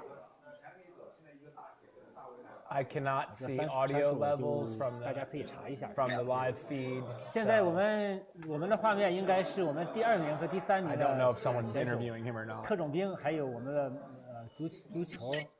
足球先生、足球运动员。对，无人机运送补给，我在前两天我上一个 to him. 保护区， He's checking his 试一下流 notes. But then, oh no, that's audio for me. 不好 So 意思啊，我念广告得顿顿咔咔的，我现在熬夜来 Both 的。 us in the 但是 command 我们要 center 感谢赞助商 and 啊，如果没有 our runners in 强大的 the 赞助商， resting station. we'll let them mostly be the star of the show here. 鞋没法给你推荐。 A little bit delay with the signal. You can Lag is all right. lagging is not too bad, but it's working. I wonder what. Aaron is still on 实在不好意思，我也是 on 站 path 在 in 一 the 个 last 参赛 week. 运动员的角度去讲解讲解一些东西。 What is he? What is he? 大家 Oh, they probably gave him. This might be a little gift from the checkpoint. I can't actually see the details, but I remember distinctly from last year. I got at one of the rest points a little 国的足球先生 looked like knitted duck on a keychain that also had like Lucky duck. We're talking about the the famous lucky duck. Yeah, Yeah. I almost brought it on this trip. It is literally hanging on my shelf in my office. It's, But like some of the rest points will give people a little souvenir. This is our It's always small. Some volunteer people carry it. Some people don't. Like I pointed out what I thought was a stylized owl, but was a lion on somebody's hat or bag at the race last year, and they gave it to me, and I carried it the rest of the race. it's little bag with a tag. Yeah, It's a little little. souvenir from our volunteers. Yeah. Like a nice token. Oh, I bet you know what it is. I'm guessing they took a photo. This is probably 教练马上 some of the rest points are at 2 locations. So like last year, R1 and R6 was the same, and it's probably the same here. So they probably took a photo with like Now a it's Kodiak. clearing time and okay. Also, 和教练是 Yeah. 在今年的南极认识。 Oh, that's nice. I kept telling our runners the Ultra Gobi starting from adding a little bit of memory and on to emphasize how special. Oh no, they that's are. all. They collected, or maybe he got that. Oh, it's a note from home. Oh, I that's think precious. I think this is what he left in his Yeah, you know, box. he left this in his So box, it's or not his, like yeah, a memento. A treasure box to open in each station to have a memento. going on. 现在只能说最 I was only thinking of something that they did because they brought him a box of something. Did you see that? Yeah, that too. Yeah. I think that too. Yeah. But again, we're seeing a pixelated, broken up feed and not so much detail. 啊，撒狗粮啊！ But it's funny, like one could think that, oh, Aaron's wasting a bunch of time in the checkpoint playing with these memento things, but spending 2 minutes to think about one's loved ones and happy times and is it a distraction? Yes, but it's not. It's a reinforcement of why you're there, who you are, 不要说狗粮可以 We and a have, smile. one comment from LED Angela. Sorry. You need to about spend more time in Provence. Yeah, I'm sorry for my pronunciation, but bon courage à tous. Fabulous course. Merci beaucoup, Elodie. C'est Chine, c'est normal. Bravo. Bravo. Okay, thank you for following us. If you are in front of the screen, so please share the link with your friends and family. We got more people to watch, and we know who is following. We will share more information with them. But we're glad we have this live, the live feed from the rest point. I was speaking longingly for it because I know they were taking that footage last year when I was out on the course, and I literally saw it over on our compatriots in the Chinese live stream, their monitor, and I'm like, I want. And literally 2 minutes later, we have it with audio feed. So it's two separate teams working together to showcase what we have. Yeah. As one of the most exotic ultra long distance. Yeah. What was the course Elodie used? Fabulous course. C'est vrai. This year we have two French runners. Sebastien and Matthias. But the Chinese live stream is 24. I won't say 24/7, but 24. Well, for only for 141 hours, so not quite 7. I'm getting comments from the peanut gallery. Yeah, 24/6 and change. Those guys, they're working hard. They have like a 4-hour shift. They eat, sleep here. But this is our inaugural English version of the live stream, and it's the two of us. Well, James filled in valiantly for opening ceremonies and the start, but it's Jack and I for these. I think we'll probably have 5 sessions, 5 live streams. Yes. We will see how we do. It could be. We could have some special broadcasts. We'll see. Yeah. But five planned days of full sessions, including yesterday and today. We need to practice more and also plan more to see if we make any change for the rest. And also we want to hear from our audience. What we can in front of the screen, give us ideas how you want to see this, and we will try to bring you the best. These guys really spending their time in our station. Yeah? I would not say this is nothing. I mean, he's sitting in there, he's eating. I mean, until the very end, I never spent less than 40 or 45 minutes in a rest point. Do you think they're gonna sleep? Here, no. Yeah. No, these top runners won't sleep again. If they sleep at all, they'll sleep it in the night. But that would be, I mean, presumably there's nothing horrible in the section. They could, I guess, they could be at R8. They could. That's another 50 miles more or less, another 80 kilometers. I wonder how long it will take. It should be 10-ish at night. It's actually good to sleep. Yeah, because I guess there's 10. I forget there's 10. So they could sleep at either R8 or R9. I would be shocked if anybody slept at the front of the field at R10. That's desperation. Last year we got runners did sleep there. Further back in the field, yeah. I mean, they're just getting sleep when they need it. But again, I don't. So what is that? That's 25 K to go. You're 15 miles to go. No, unless you. Nikki from South Africa, the second lady. You never know when the sleep depression. But I think there's also very large gaps there. Yeah, so that's true. I doubt you'd have a situation where you'd have, say, if Aaron and Jovisa were still close together, one of them is like, I'm just going to take a casual sleep at R10. That's unlikely. But I would be surprised. I wouldn't. So we kind of figured out that we think Aaron and Cody both took hour and a half naps last night. I can't confirm that. I haven't tried to drill into Jovisa's. Now the GPS is super accurate. They're both sitting in camp. I hope they got that right. They're about 2 meters away from each other. It must be accurate now. It seems like they don't hate each other yet. No, I'm kidding. It's funny, like it's just like this isn't competing there. Oh no, that's Daniel right there, right? Yeah. Daniel, the cameraman from Germany, who currently lives just over a year in China. His wife's, I believe, on a 3-year assignment with Volkswagen, if I'm remembering correctly. Some major European company. Must be a German car maker. It could be a BMW. It could be BMW. whatever. But he's immersed in China himself. So, and he's a runner himself. I met him while he was running along the course last year, taking photos of me, and I'm like, he underplayed his running ability. He's quite a strong runner himself. So where do? How you doing? Recovering from that? 我们最长的比赛，据说硬实100是100年硬实，也是美国的比赛。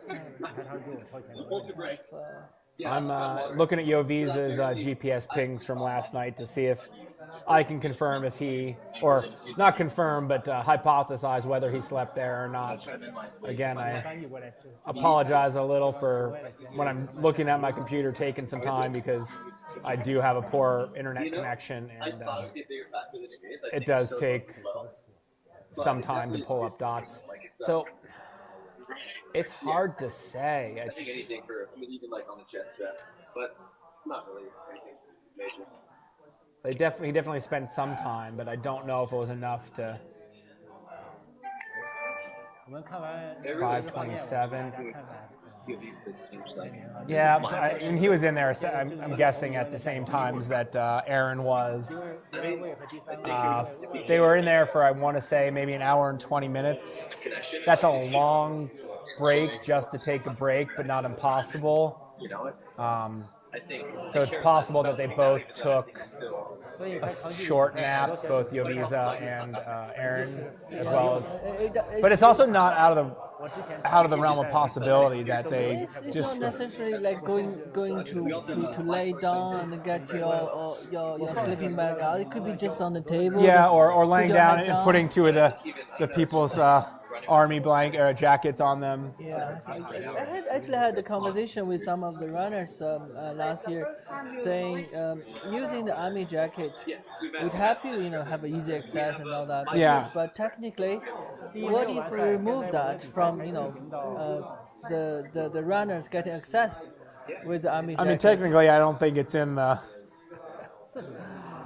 I think it's a small bit of kindness and. Yeah. I know. It makes a good pillow. I mean, exactly. and they're available to all the runners. So And there's no sleeping. I can't remember if there were sleeping pads in any of them. They are in the resting station. Yeah, they are. But still. with this one, you can easily use it. But it's also nice. The runners have plenty of apparel, or they should have plenty of apparel for when they're out on the course, when they're moving, even 5 or 10 minutes at a checkpoint. But it's nice to, if they start shivering at a checkpoint or at a rest point, to be able to get a jacket. It doesn't harm the spirit of the race. No, it's nice to have. Yeah. Nice to have. And just like I did, Aaron's having a camping meal. I mean, that means your rest station stops do take time. But this is such an event, as are all the long races, that you don't want to be penny wise and pound foolish. You want to, I'm actually surprised. I don't see that he has his shoes off. He may, and I just can't. See, I was a big fan of every rest point taking my shoes and my socks off. Even if you're not going through water, your shoes and socks do get just a little damp with sweat over time. And I would always love to have my feet dry out. Because as your feet get damp, they can wrinkle a little bit, they can get a little softer, and you can help form blisters that way. So that was a priority of mine. The first 3 things I did when I would get to a rest point would be, and I forget which exact order I figured out, would be plug in anything, like if I wanted my phone topped up. You're always carrying a battery probably, but it's nice to just plug it in. There are little generators and chargers you can use. Get hot water in my camping meal and take my shoes off. And it was probably hot water and meal because it takes a bit of time. Plug something in because that takes 10 seconds, and then take my shoes off. Because then you're not walking around camp. And I always actually had not intentionally disposable, but hotel slippers. Because sometimes you might have taken your shoes off and have to go use the restroom or go get something. It's in the desert. Yeah, it could be rocky. Yeah. If you're just in the tent, all the tents have just a rug under, essentially a rug, or a floor, so you can walk around the tent without any problems. But I wish I could point out more of what Aaron was doing, but this is a very small. I'm getting a very small view of it as opposed to that fills up a half your screen if you're watching on a computer somewhere.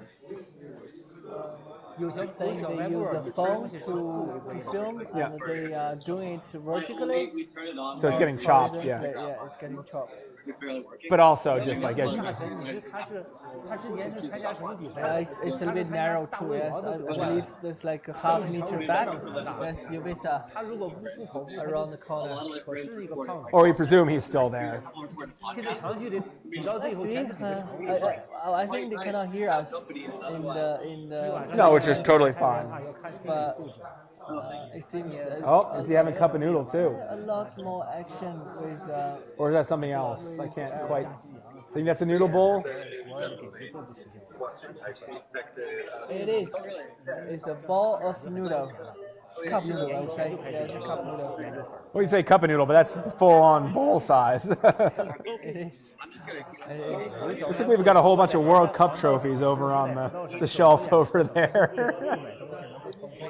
That's all our Gobi race in the series at the shorter distance. US are still here. I believe, signing autographs.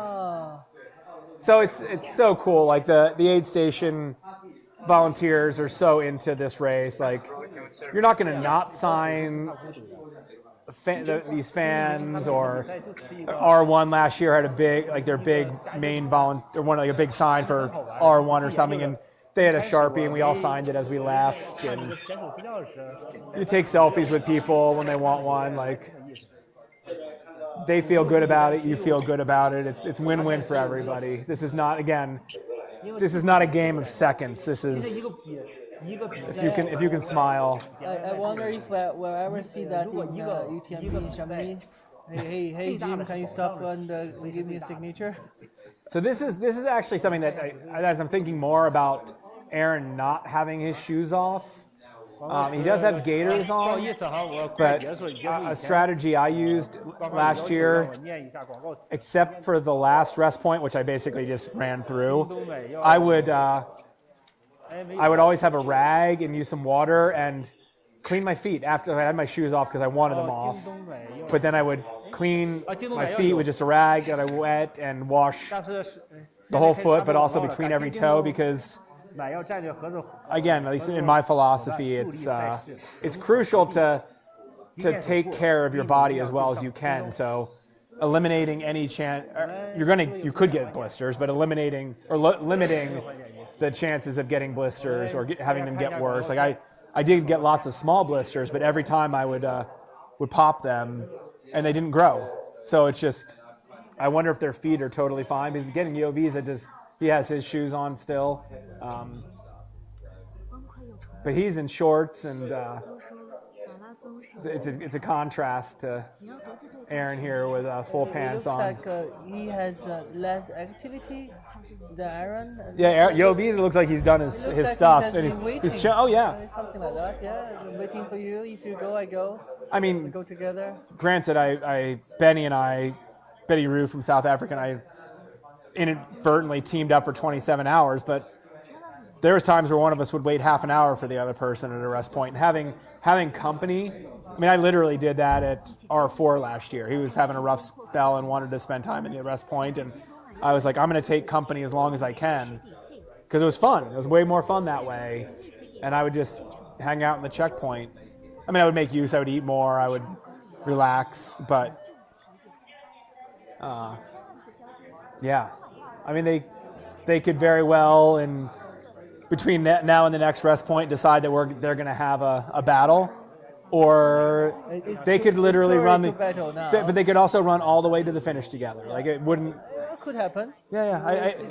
There's no cash prize. There's no. I mean, even if there was, like, it's not. Yeah, it could be 对啊 just your 长距 ego. 离比赛，特别 certain 那些 time. 站台选手都是孤独的。 But Oh. for this, I wouldn't say that's gonna be the case. I think they will enjoy the course, they will enjoy the running. Yeah. Now the sun's out, they might think differently how to proceed. But also somebody could want to sleep more. Yeah. Yeah. But it's nice to find out because again we're looking at dots on a map for a bunch of this, so we kind of were hypothesizing that we knew they were very close, Yovisa and Aaron, but to know that they're together and clearly for now like working together. Yeah. I don't think there's much navigation on. Look at the pace now, the rhythm they have is taking their time. Yeah. Enjoy the drink, enjoy the food.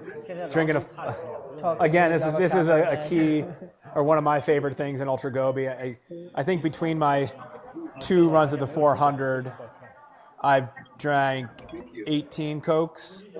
Basically, I'd have one at every rest point. Or always have one in my drop box and almost every time drink it. It's easy calories. It's not necessarily for the caffeination during the day, but it's easy to get down. It's something different than sports drink. It is really different from runner to runner. Some people would not take more than 5 or 6. After certain amount, they will be like, oh, I cannot take anything sweet anymore.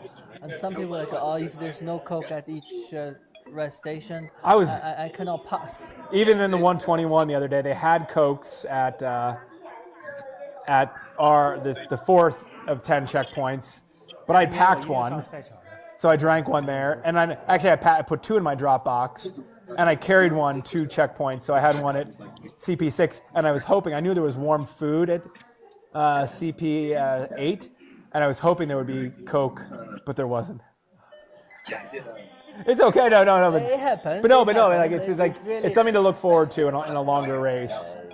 Yeah. I don't think I'd want to drink it every 10 kilometers. Like my stomach would most definitely rebel. Yeah, normal race, that could be the case. That could be too much. Yeah. But I mean, here, if it's every 40 kilometers, which is about roughly how far the rest points are, that's more than enough time, like to let that like sweetness and that syrupiness like dissipate and kind of want one again every 10 kilometers. No. Please, no.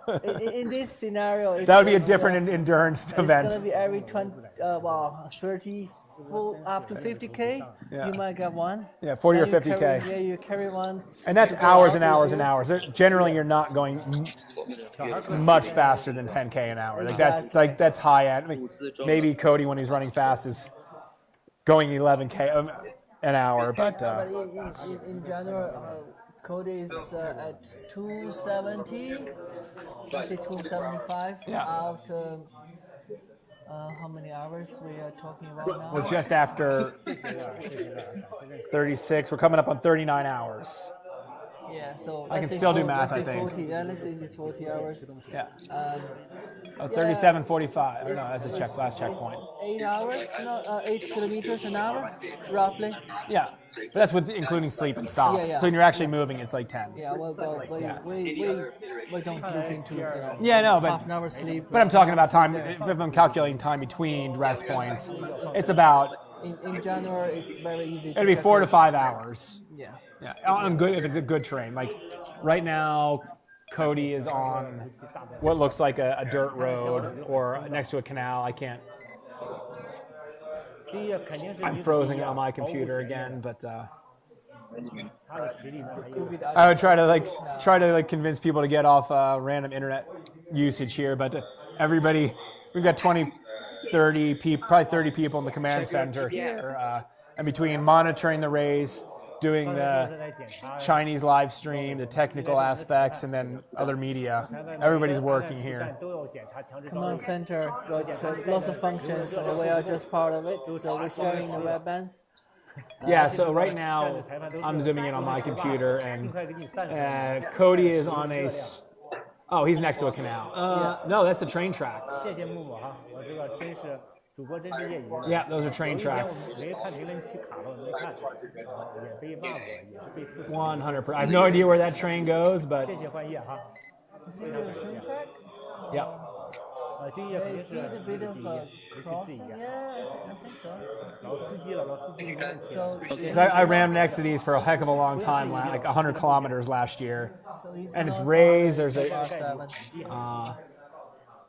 Now the question is it'd be fun to. 南非选手 There's usually 不是，这不是南非，这是我说错了，这是 double track that goes next to it, but it looks like this year it goes like 还要出站， next to where the underpasses are, where like the water can flow through, and then away, and then back. So I doubt he'd follow that.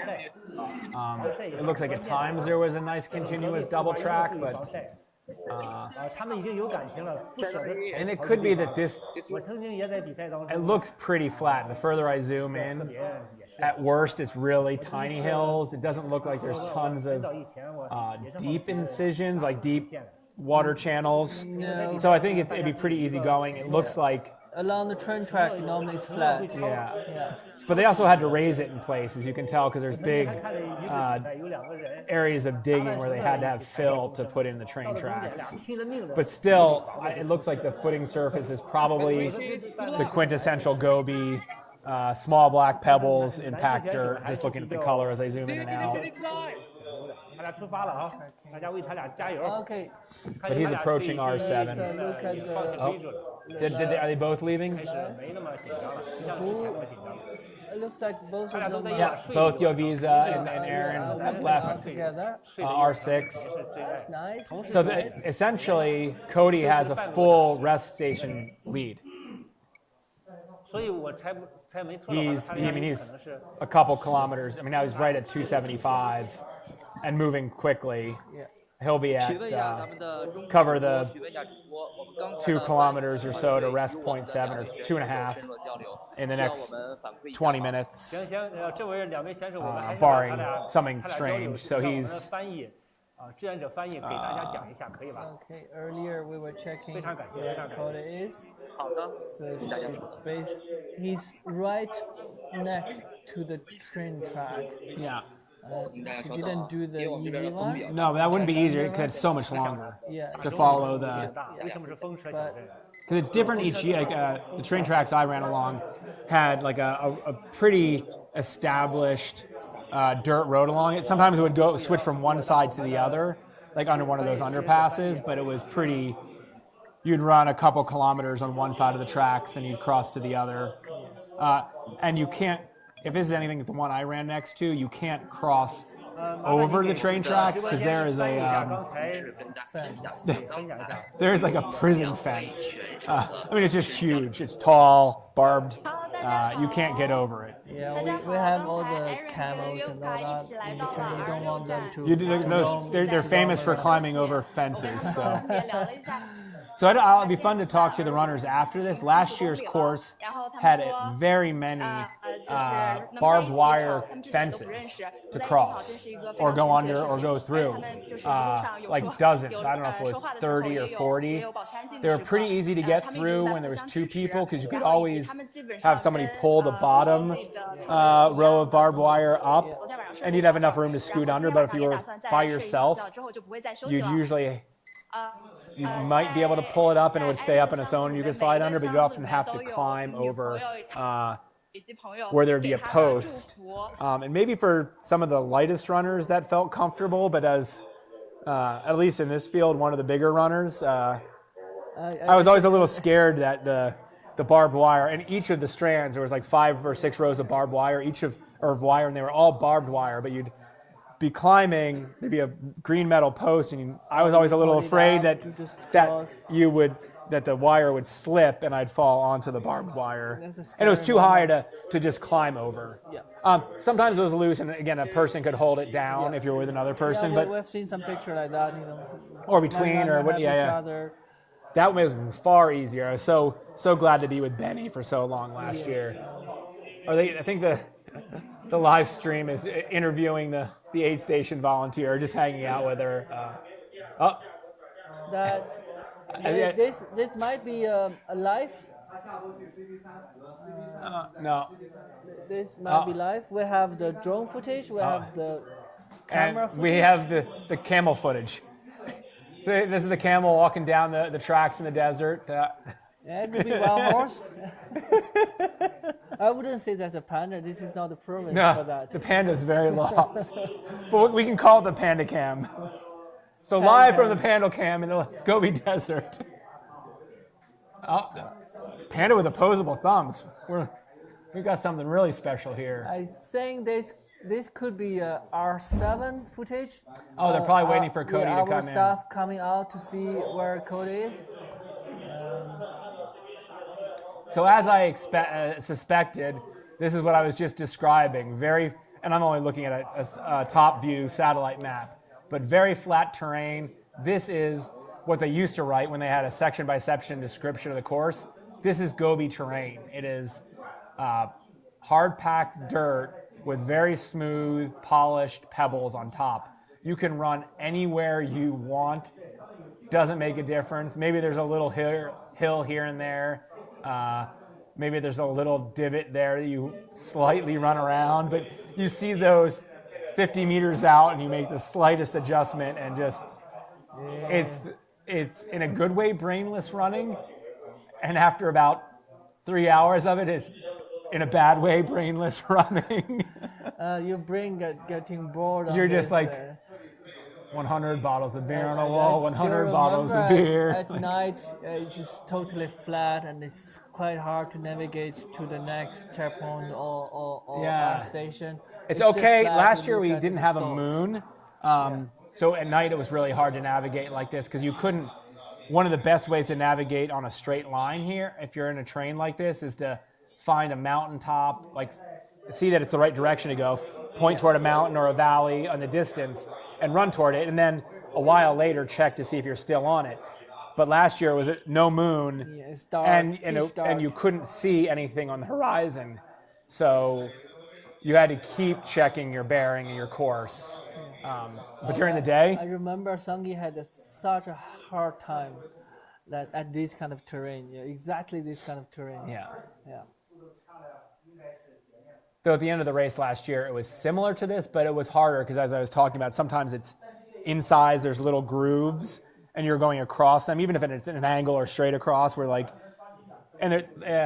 year at the last 80K, there were bushes for a bunch of it. So like you're just making small, like you're navigating around stuff the whole time. This is, you can tell you're at the very lowest part of the course. This is below, always below 4,500 feet. Like this is right down there. I'm gonna guess it's 1100. Let me guess, it's 1,100 and some odd meters. 1100. No, this is actually 14. This is 14. Oh, Yeah, it's 14. I have no credibility It's now. 14. I'm sorry. But because the last one was 15, so Yeah. just stay flat. Yeah, stay but flat. there's. Yeah, It's it is low and it is dry, just so dry. Yeah, it's 30, just over 30 kilometers with 100 meters of lost. meter down, so Yeah. it's flat. So, as I was saying when you were away, that I was explaining that on sections like this, it's kind of magical running because it's just enough downhill, like you're not having to fight it at all, and you can just run so easily if you still have the energy and you're not injured, obviously. Let the gravity work for you. Yeah, there's no pounding. It's not no jarring. Especially this surface is not easy. Like there's no technicality to it. You're not looking where you're putting each foot. It's the most benign surface in the world. Just go for it. And it's hard packed enough to be easy to run on, but like there's just the slightest amount of give, meaning it's just you're not pounding on it. It's the Gobi. It has been a while since our cameraman went out to wait for Cody. Yeah. I don't see him inside. No, he's It's too well from his last update. He's Yeah. still 1,000 meters away. Yeah, but in the visibility like this, we should be able to see him. And we might be able to if we were full screen on Okay. and didn't have a glare. Yeah, but it doesn't look like the. But he also hasn't cameraman made. can I don't see think it'd be him, hard yeah? because he'd be off to the left there. Yeah. Maybe he found the trace somewhere. Man, our Panda Cam is not Oh, there's a bush. That's notable. That probably has a name. The old tree He's of. hiding behind the bush. Just in case Cody got disturbed, he's hiding behind. He the doesn't bush. want to frighten Cody.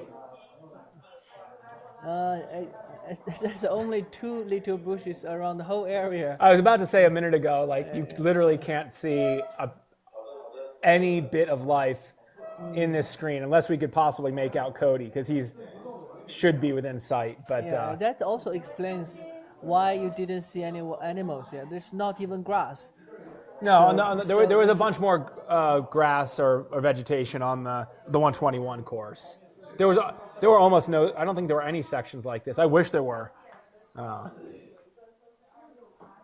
Because the 121 solo race is a marked course.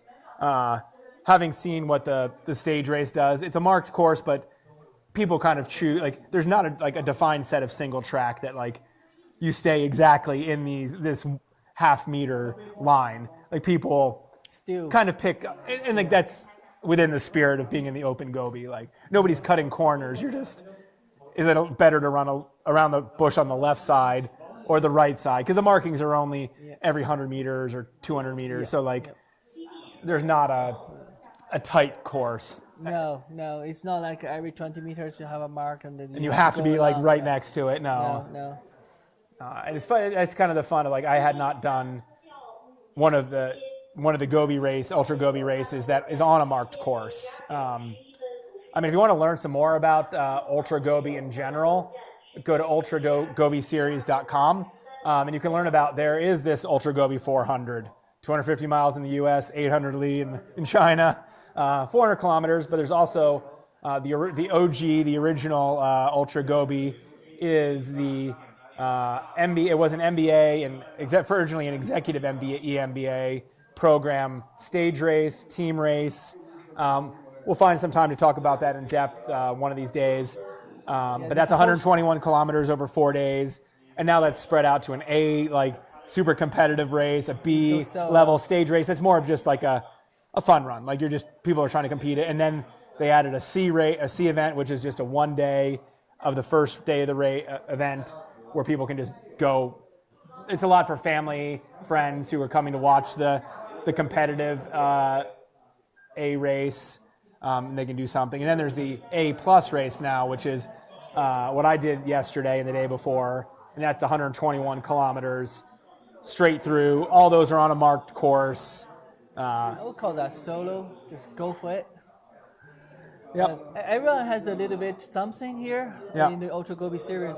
Of course, the crown jewel is the Ultra Gobi 400 among all the others. But we have everything. And I haven't even mentioned the scale of the A, B, and C. Right? I wish there was a good term to combine all of those, like an umbrella. The Ultra Gobi stage races, we are talking 5,000 to 6,000 runners. The runners on the first day is non-time, non-competitive for all of the runners. The second stage, they start in team by team start, I think every 15 seconds. It took 90 minutes for everybody to start. It's just... You do the math, how many... And the same, the opening ceremony, they bring all the different... these are all mostly MBA or EMBA programs and a couple companies like Lenovo or whatever. I'm just giving an example. Yeah. And so we had an opening ceremony, and on the stage, they brought everybody across the stage, usually 2x2 or 4x4, people walking with like a 10-second break between universities or brands. And again, it took a full hour to get everybody across the stage. It's a long parade. It was very long parade. Yes. So that's just a little bit. We'll talk more about some of those events individually later. But Cody, our current leader in the Ultra Gobi 400, should be approaching. If I had a bigger screen, or I have a big screen, but if I could see everything, I'm sure we could see Cody running in from the train tracks toward rest point 7, which is also checkpoint 25, around 126, 127 kilometers. So the last feed was 12:33 a minute ago. Yeah, I'm sure he's made the turn to come in. So he's like 400 meters out at most. We technically we should see him. Yeah. If we really look hard.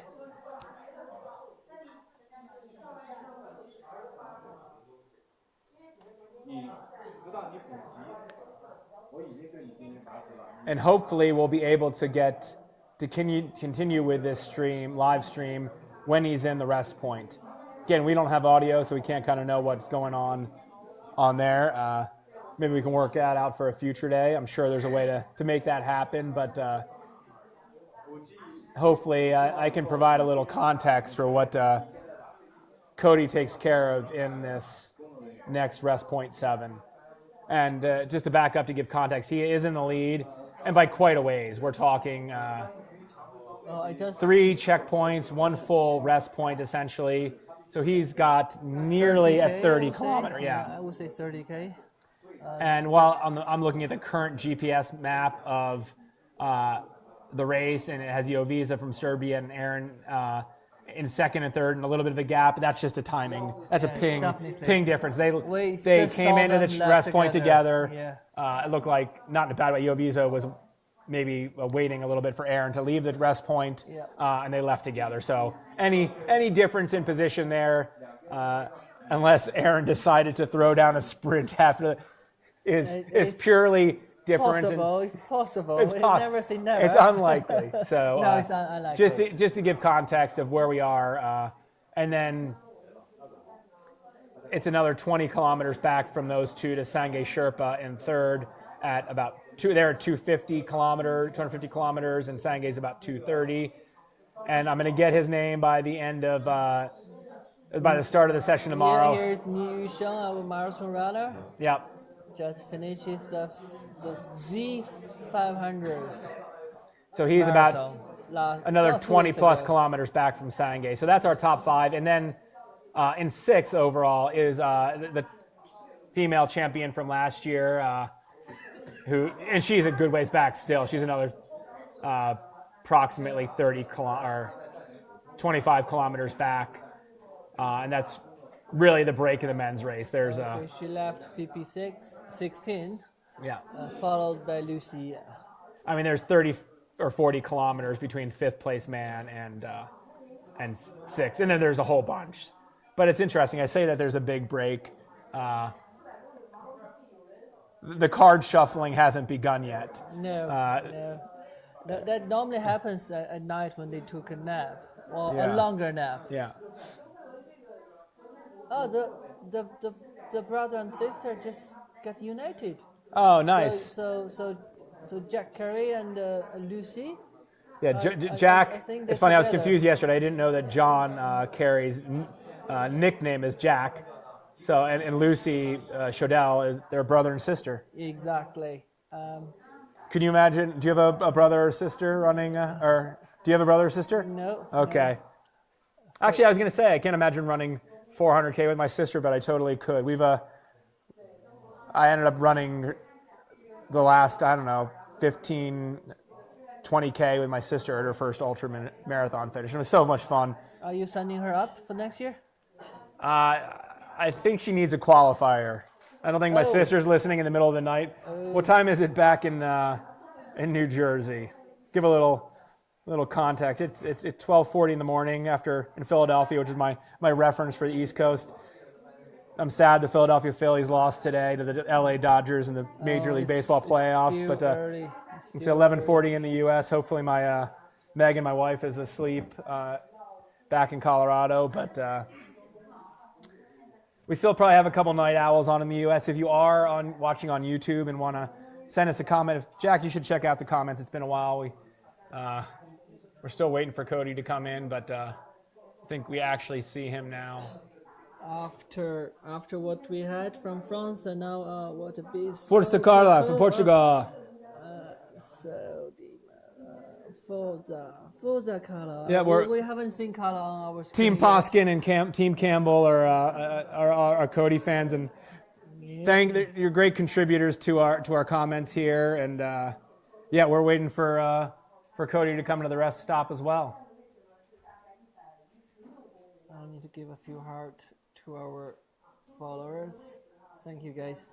Yeah, yeah. Once we get through this rest point coverage, I think it'll be time for A lunch break? Jack and I to tag team and have some lunch breaks. One of the amazing things, we're here in the Gobi Springs. We're actually in a nice little inn, which I think serves as like a little dining room. There's a full commercial kitchen in here, but it's our command center now. Last year we were at the yellow tent, like a convention center. We call that the golden time. The golden tent, sorry, yes. Yeah. And there they always had, it was catered. There was literally a truck would have a huge boiling pot of noodles. The food here, like served to the volunteers, is amazing. I mean, I love Chinese food, or as they call it here, food.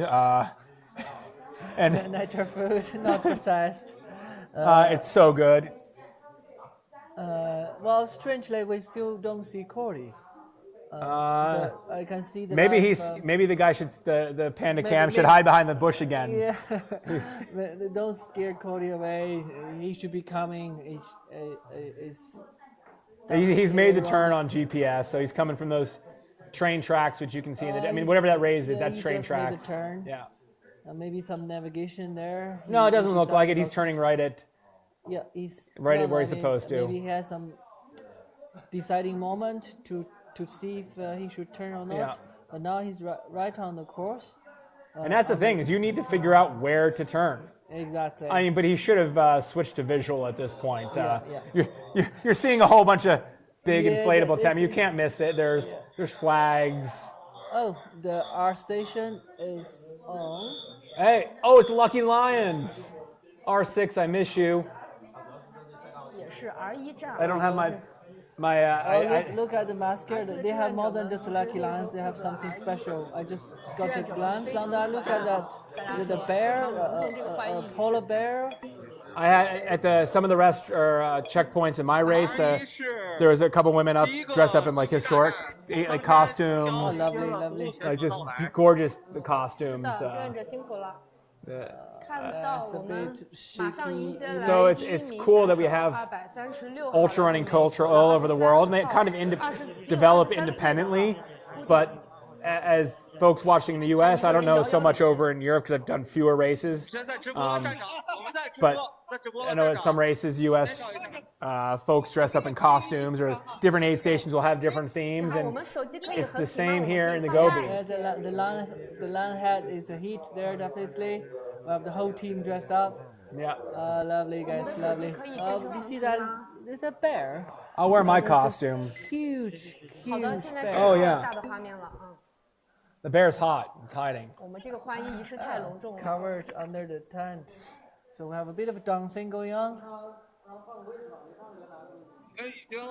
And I can genuinely say that these volunteers are so excited when runners are coming in. To have something to do, but like they're just so supportive. They'll do anything they can to help. Yeah, that polar bear is melting out there. 哇，这个站点有一位，这位是我记得他是一个在山东留学的留学生，来自肯尼亚。I remember meeting her, but 他还是汉语桥的。Yeah, that's not a local costume, is it? No, it looks like 一个海外的。Oh, it's African, yeah. But I'm not going to hazard a guess to which culture within Africa that is. But I saw her at the 121. I believe No, she was here at the opening dinner. Yes, exactly. The meet and greet. Yeah. I had her yesterday. I saw her at the hospital when I picked up Bridget. Yeah. She was the one as a bilingual volunteer to help her around. Yeah. And just so nobody gets concerned, that's Bridget, a U.S. runner who lives in Germany for forever. She fell on the first descent and broke a thumb. She's here. We saw her around the command center earlier. But she's totally fine, so don't get worried that somebody's. Jonathan came earlier. In the Jonathan, who dropped out. We'll have him over to say hi. But I just heard you mention a hospital. I wanted to assure everybody there is no I mean, it's a true bummer. She had to drop last year with hypothermia, but she's here in camp. She's aside from a broken thumb and an injured knee. Good appetite, good night's sleep. Yeah. So we have. There's no emergencies at the moment. Yeah, Virginie from Belgium also withdrew from the race for hypothermia. Yeah, but now I just talked to her earlier this morning. She's fine. She's looking good already. So it sounds like we've only had 3. Have there been any other dropouts? No, not yet. We have 3 only. So here we are. We're waiting. They're showing us around. Hopefully we don't see this again. Just to showcase what we have in the R station, which is not much. It's probably massage spray. I'm sure it's like an icy hot for the U.S. folks, a menthol, and possibly some heat. Because they actually have, like, U.S., I would say, a physical therapist, or more of a masseuse, somewhere, Europe, a physio. They have these at the rest points, and I think at 2 different rest points last year. I think it was R5 or 6 I had a massage, and then a short one at R9. My calves were pretty tired, and I was like, and I had just... Gu Bing was literally in the checkpoint with rest point with me. Like, he was in the lead, I was in second. And no, I'm going to stop and take 10 minutes and get a massage for my calves because, again, it's about taking care of yourself and investing in your future. Exactly. That's the right sentence. Invest for your future. Invest for the better running. Yeah, 100%. It was 10 minutes were so worth it. Ultra long distance, you don't rush. You take your time. And we'll see. Maybe I'll get a timer on how long Cody takes in this aid station, or rest point, excuse me. I try to be precise in using checkpoint versus rest point because they have very different meanings here at Ultra Gobi. But occasionally I'll say aid station or so. So from the map, Cody is just a couple of hundred meters away. And these pings on the GPS are pretty frequent. It's not, if you're dot watching or maybe your friend's out for a big run in the mountains and every 10 minutes, I don't know if this is every 3 minutes or even more frequent, but I think that's Cody. That's a fast panda right there. That's Cody. Well, with the shaky image, you can see that dot is actually Cody, I believe. Blair Witch Project has returned for sequel in the Gobi Desert. We need to find these folks a little a gimbal. This is clearly a handheld iPhone. Or steady hands as well. We don't have a gimbal, but this is a little bit shaky. So we can't even tell if he's right. No, that's not Cody. 我们已经看到摄像老师也已经准备好啊，去拍我们目前第一位 Excuse me, I'm 过 gonna need to take a little break. We need to call him with a little coaching on the camera. Here we go. Hey, it's Cody. Welcome, Cody, to R7, resting station 7. Still up, running, no problem, looking strong. Let me see the Cody family, the Cody guys. Are you watching in front of the screen? So Cody is entering R7. 就摄影师的会稍微清晰一点啊，志愿者那个连线会稍微有点网络卡。 Almost, I would say. 我们可以看清。 It's like 277 or 277, 278. Very flat, yeah, very flat. I can see the horizon. Yeah. 我们一直说他是这个最强小孩哥啊。 Oh, the footage. 非常 Sorry, 厉 guys. 害，也是 I think later today I will go out to the rest station to get something different than this. 01年的一位 Relatively stable. This is a little bit shaky. 马上进 Here we R7 站， go. 他已 We are 经跑了 entering the 赛道的大半 R7. 他还有 Resting station 130多 7, 公里 So 278 kilometers. You'll notice that they'll scan. He has a Time chip. imagine a hotel plastic card or like a credit card sized card, and you have to. He might have that on a retractable string, or he might have that in a pocket, and he'll have to pull that out and have them scan it, which is going to happen once he gets by all the fun costumes.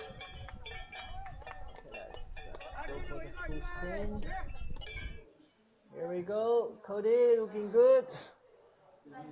It's got a relatively big pack. I mean, it could just be like, you never know how much that weighs. Bigger doesn't mean heavier. Exactly. He could just not have condensed something. It looks light, though. Yeah, It's like he's full. moving. Yeah. Yeah, it looks light. I mean, the sleeping bag alone, it's required to have a -5 Celsius, so just a little warmer than a 20-degree comfort rating, which is not the same rating as what it's sold at. So it's probably actually like a 5-degree Fahrenheit bag or a -15 Celsius bag is what most runners will actually buy what it's sold as. And that takes up it's not just relatively heavy. The lightest you can usually find is around 1 kilogram, but they're also very bulky. I mean, I had to invest in like a compression stuff sack to fit. Yeah, then you have more space for other things and make your running sack smaller. Yeah. Okay, see what did you time? Did you start a timer? Oh, we'll start the timer. Thank you. I'm getting distracted by the cool hats. By the volunteers. That's full customs she has. I believe she's a bilingual volunteer, speaking both Mandarin and English, helping around. So Cody is checking his GPS. It's working fine. I can tell him that. Or just a power bank. Yeah. So he's gonna search through. Probably get if he has a camping meal or something like that. He's gonna get hot water. If he leaves, it's yep. And see, here we go. Oh, this is my guy. This guy's awesome. He gave me a massage at R6 last year, and he gave one at the finish. I got one. I was really sore from a race at Mount Gonga last weekend before my race, and this guy is awesome. He gave me a rub down at the stage race before I ran the 121 the other day. So I hope Cody enjoys this and that he doesn't scream in pain too much. Yeah. This guy is he's firm. He's taking his time. Yeah, as you said, you're investing for the future. He's taking his time, having a massage, relax on the leg, on the calf, on the thigh, and our professional. Oh, the IT band rub. This is gonna hurt. I haven't seen a Cody do a like. I want to hear you can't see me like that. The hands up of like, yeah. Okay, a broken pulse king and the team combo. Hey guys, you now watching Cody doing all the stretch. He looks good. He looks good and he's enjoying the massage now. Yeah, and it's kind of I've had this in a number of countries, but it's kind of an experience to get a massage, or even especially like a physio type massage or work when neither person speaks a mutual language. Like there's no turnover or flip or move the leg this way. You kind of just got to feel your way through it. It's kind of like Gobi. You got to feel your way through the course, and you let. I should know this guy's name. He's told me it, but this one hurts too. I mean, it hurts good, but it hurts. I think he's concentrating on the left side. You see the doctor. They'll switch over. They'll do exactly the same things. The doctor spent quite a bit of time on the left. But again, it's not rushing it. He's not going to take. I mean, that was like 3 minutes on the left side. Eating at the same time. Oh, that was just that's funny. He was just doing he's eating a sandwich. He's eating at the same time. They're trying to. You can see when he wasn't eating, you could see him grimace a little bit. Oh yeah, and he just did the. One bite after another. Oh, sorry. I'm sympathizing with Cody because I've literally been in that position with this guy. Oh yeah. That's good. Yeah, it's okay. He does know the masseuse here does know okay, and then he stops. You know, if the runner's saying okay, that's his limit. That feels good. The little shake. Sorry, Cody. Wait. Yep. See, this is you got to flip over. Okay, the translator is working. Yeah. So what to do? What to do? Oh, this is a weird side one. No. Yeah, sit up. Yeah. Okay, this is really hard. Oh. Extra stretch. Oh, because he's gonna do a back stretch. Yeah. You cannot eat with this. Because look, he's like, it's not like he's using his hands like in a Western massage. He's No, full on elbow. using his Yeah, locker. elbow, Oh, this one feels good. Oh, the stretching. back stretch. Yeah. Okay. Oh. And a chest. Oh yeah. Yeah, that's good. I like Breathe this one. out. Really open And up. sometimes he'll get you in a stretching position and count down in Chinese. He'll occasionally count down in English too, but oh. Yeah, I love those hats. I'm Yeah, sorry. exactly. Team Combo royal treatment. Yeah, imagine in the middle of the Gobi Desert, you have the masseuse just helping you to stretch like this after running 200K. Yeah, fantastic. Pretty fantastic. And this guy is just really remarkably good. I told through translating app, I told him if he lived in my town, I'd visit him 3 or 4 times a week. I'd have so much better mobility. Oh, that's a sad. The side stretch is stretch. And it's funny because Cody could be like, no, just my legs, and I did get that at R9 last year. Just Okay, a quick, thank you. but Finish. Okay. but yeah. So that was total 5 or 6 minutes. Like that's nothing, but like. Yeah, it does you good, yeah. But again, like even the side, you're like, why are they stretching the side? Or Cody could be like no, like this wasting time. But through 400 kilometers, especially with carrying what's got to be a minimum of like a 4 kilo pack, your core gets really sore. Like it might not stop you, but that. You need the professionals to help you around. Or at least it feels really good. What is he? A bunch of bars. Yeah, so a lot of times, like you'll kind of prepare at least a base amount of food that you want to have for the next section. And if you don't take out what you've been carrying, you keep adding and accreting more and more food. And then you're carrying like a kilo more, but like 1 kilo or a half kilo of more food than you can possibly eat before the next rest point. So if you want to switch out what you're eating. Yeah, we were talking about how heavy his back could be. So now he's taking lots of stuff out. It might be a monetary gear check. Yeah, they have a sheet. Ongoing now, right? Yeah. So, but I'm surprised he's not sitting in a chair. Like I really enjoyed. I mean, sitting on the ground, but that's a massage tent. So you lay. Well, he's done the massage, but he's done the massage. So surprised he hasn't got back up in it, or maybe he's better floor sitting than I am. Yeah, won't be bothered. Yeah. Yeah. Oh. Now he's lying a little bit. Yeah.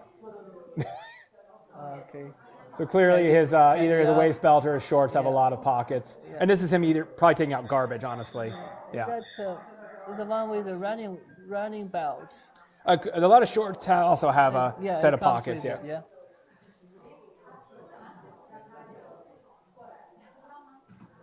I don't know. That's quite a lot of stuff. Well, yeah. I mean, hopefully you got to eat to run. Yeah. So I'm trying to figure out what Mount to Coast shoes he has on. I don't see enough. I bet he's in the H1 because it's more tread than it looks like. Just it's kind of covered by the bar right there, but it looks like more tread than the Mount to Coast road shoes, and doesn't look like as much tread as the T1, which is their first trail shoe. So Cody is a Mount to Coast athlete, as you can tell by the hat and I think shirt in addition to the shoes. A small brand that's made a pretty big impact, and especially the really long ultra running world, in just I guess a year and a half on the market, not even a year and a half. So he's taking some electrolytes, or I'm surprised he's not eating more. I mean, he's having a bit of a sandwich, but. No cup noodle, Cody. No dehydrated meal. No. One pill. It could be a salt tab. There could be ibuprofen. Who knows? It could be like in the middle of the day. It could be too hot for him to eat a heavy meal. Yeah. But interestingly, like all these folks are keeping their shoes and socks on. They're not only not airing out their feet. They're not, and he doesn't have gaiters on, so this could be really easy to take on and off. But he's not cleaning his feet. Which really takes 2 or 3 minutes total, and not only it feels good because I would also I change socks at every rest point except for the last one, just because that gets another minute. So overall, we were talking. But again, you got a 6-minute massage, so like. Yeah, it's like a trade. Yeah, which one are you gonna take? Yeah. If you take this, maybe you don't take that. In return, you get more time. Yeah, still steady. calm, very Yep. organized. Yeah, he's not frantic at all, which is just demeanor is important. I mean, he's not. I mean, I'm sure he knows he's like way ahead, but he's not thinking about that at all. He's just taking care of himself. It's still loss of time. Yeah, 2.5 checkpoint away. Yeah. The runners are And just falling. He's not only is he finishing not frantic, he challenge, looks yeah. I mean, like there's just you can tell when somebody's Yeah. He can eat. relaxed, He can drink. He's happy. calm. Yeah. Yeah, that's good. In the good status. Talking about his hope to finish in 60 hours. That looks very, very likely. Yeah. Now we look at his status, and we are nearly 280. Another 120 to go. Yeah. Wouldn't take a day, I would say. No, it shouldn't. Wouldn't take a day. I mean, should take well under a day. So we I mean, we're 18 now- hours would be. I mean, again, we have no idea what this course looks like with Yeah, the yeah. footing and the train, but like, Yeah, but now the highest point is already gone. This Yeah. technical part, the climbing are gone. So now it's. we don't know if there's mostly- just really horrible footing for. Yeah, and let's see how he's coping with the night run. Yeah. It's gonna be the third night. Also, how much he sleeps. Yeah. I'm trying to just scroll through. If there's no path, there actually looks like some sections of the really, maybe not too long, but there's a very particular set of terrain here that's an alkali soil that's collapses under your feet, and it's hard to get around the little. There is vegetation in it, and it can be a nightmare. It appears there's some of it later in the race, and that could be slow going. But I don't think it's going to be that slow. There's also some really fast-looking terrain from my recollection. So I take a boat gas by noon. Oh. Or even before noon. I would be tomorrow- surprised if he's. Tomorrow morning, actually. Yeah, he could be coming in around sunrise tomorrow. We need to advance our live stream time, I guess, for that. Let's see what Cody family will say. Oh, see, it's funny. Like time. Like Yeah. Yes, the H1S. yeah. They confirmed. I don't know what the S is, but yeah, the H1. Yeah, H1. Oh, H1. So H1 plural. Yeah. It's a pair of H1. Yeah, shoot. I mean, it looks like it's got the stack height, some not little treads. Okay, he's taking stuff in. I wonder what he has in the job box. Oh. Okay. He's putting things in the belt. So if he's, we'll see if he's putting stuff in the belt and is about to head out. If so, he's taking so much less time than the other runners are. Yeah. We are talking about. So it looks like he is wearing now a it's belt. like 13-14 minutes in the station. He's getting ready to go. He has done the gear check from the marshals.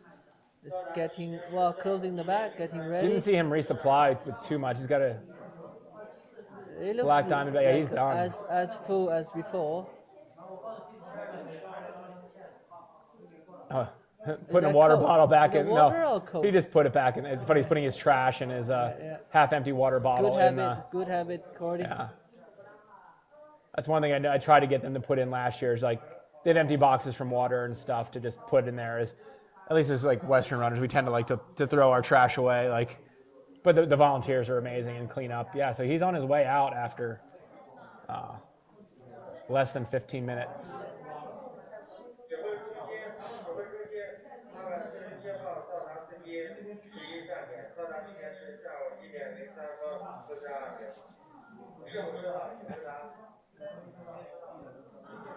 Bag designers, please come up with a better system for putting in soft flasks into front pockets.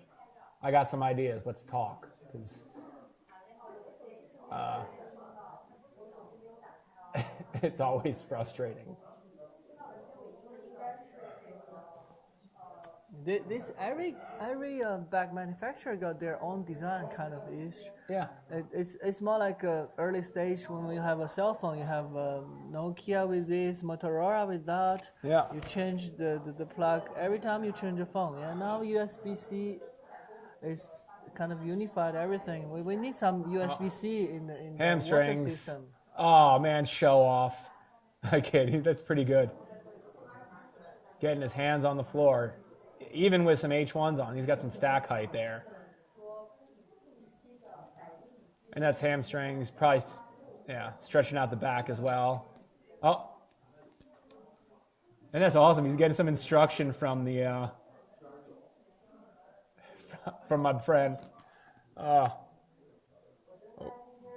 yeah, he looks like he's staggering a little bit. Like if you've been running, 270 kilometers, including a recent 40-kilometer stretch, and you stop for 10 or 15 minutes. Yeah. I mean, doesn't take long, but for 30 seconds or a minute, you're a little stiff. It's not injury, it's not anything. It's just like, I got to get moving again. When you rest a bit, then you restart again. It takes a bit of time. Especially if he vouches a card scan. If he does walk for a little bit, that's not any sign of. Okay, thank you guys. That's not any sign of weakness. Here we go. Oh, yeah, it's going to take a little build the momentum to get to running again. Checking the direction, where to go. Oh, yeah. Using the watch to navigate a little bit. Yep, totally. Yeah. It is nice because, he's on totally flat terrain, but he doesn't feel any pressure to show off for the camera. It's actually, I take this as a good sign, not a negative one. He's just like, because he moved really well between aid stations or between rest points. It's just a matter of. It was quite smooth, yeah. It's just getting back into the rhythm, because especially on this terrain, it's so runnable. Aside from filling up water at the different checkpoints between the last rest point, he wouldn't have walked at all. There's no reason to. So, yeah, his running legs are looking good. I've seen some use.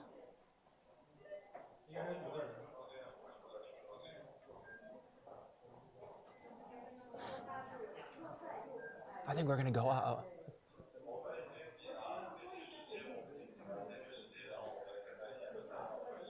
So once we have Cody up on the road again, we will have a quick break.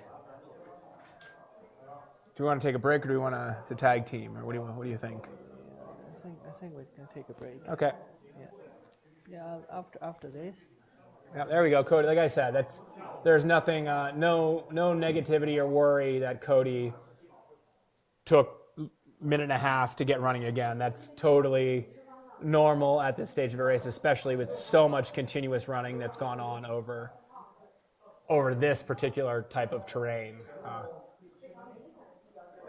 Because he looks like he's running fine now. It's just getting the old legs moving again.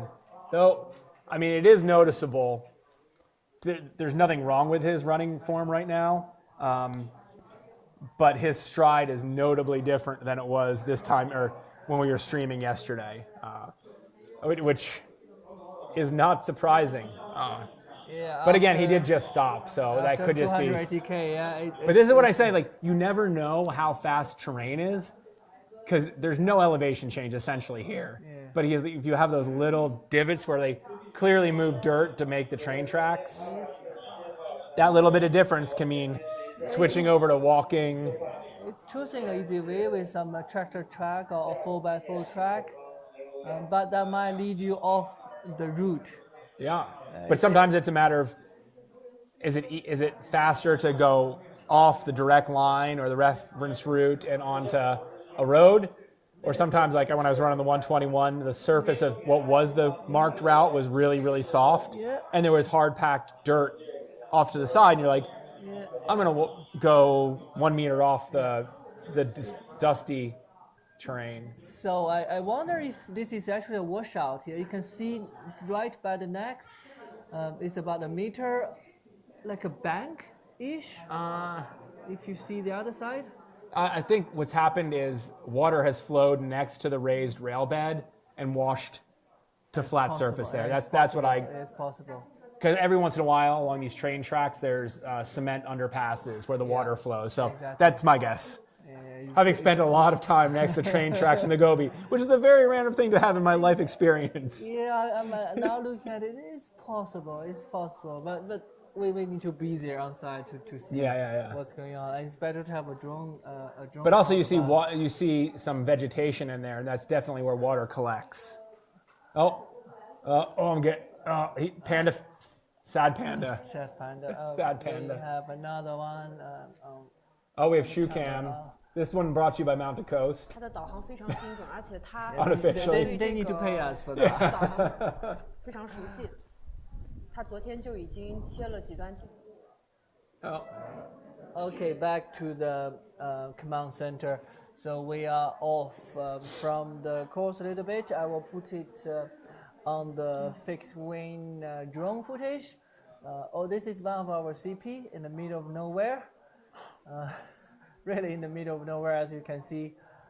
There is no name for that place. I guarantee it. No. Gibby. No, it's checkpoint, whatever. For between 1 and 3 days, it is.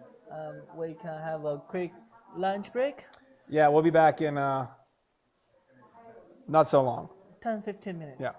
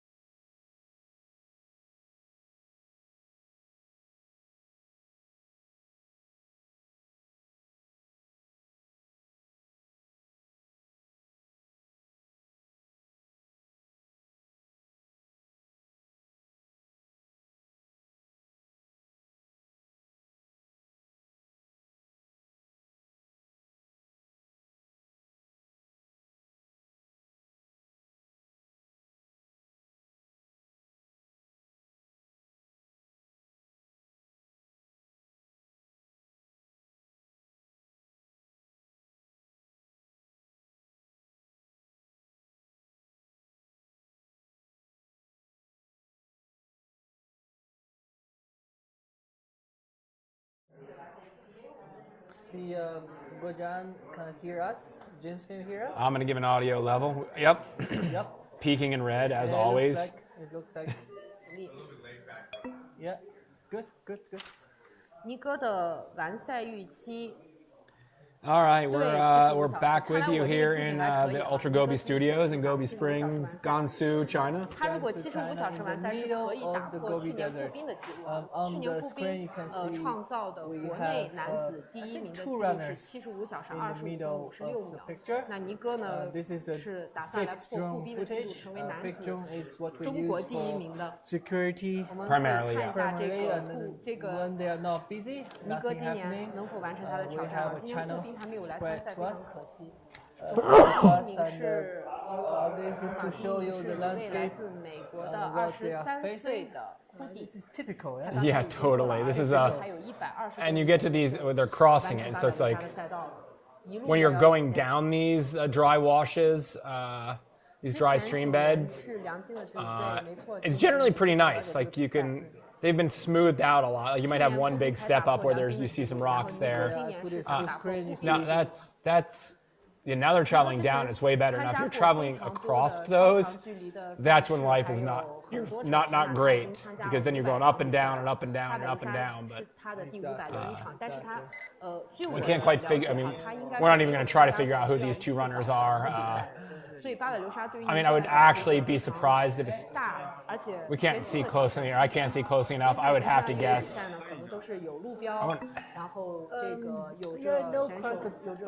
It wouldn't be. They're walking. It's not Yovisa and Aaron on the train they were on. They're all along the train tracks right now. See how much they're wearing And they're walking, yeah. So it's somebody back in. I mean, there's a huge number of runners between 125 and like 170 even. So like there's a 50K stretch where 40 of the runners are more or less. So it hasn't spread enough. At this stage of the race, maybe when we go a little bit later, then they're going to spread out. Trying to see if could be these two. 我们是在瓜州比赛，是的，瓜州。希望大家给我们多点点赞，然后把这个直播转给你这个关注跑步、喜欢越野的朋友们。现在11，大家在家里都干啥呢？如果没出去玩呢，可以关注一下我们的这个直播间，关注一下1年1度的这个800流沙极限挑战赛。For example, Yang is. Wearing that all of course the he is. If your local race has a character that's always just doing something goofy, that's Yang at Ultra Gobi. He's the guy that's smoking at the start line with some funny looking thing on his hat or. Yeah. Always something. Yeah, always something. Always something. In a good way, in a very, very good way. Yeah. Could be a piece of flower. Yeah. So yeah, that's not one of our or not two of our front runners. I'm trying to zoom in and out of the map to see who that might be. It looks like there was a third one coming. There's 3 of them in a row. I mean, yeah, there's just a ton of runners in a pretty small stretch. So I was trying to do it based on geography. I bet they're too far down. They were coming across the terrain and then following a wash down. So.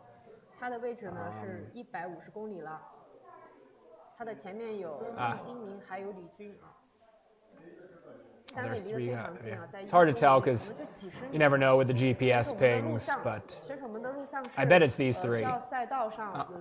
No, that person's taking an alternate route.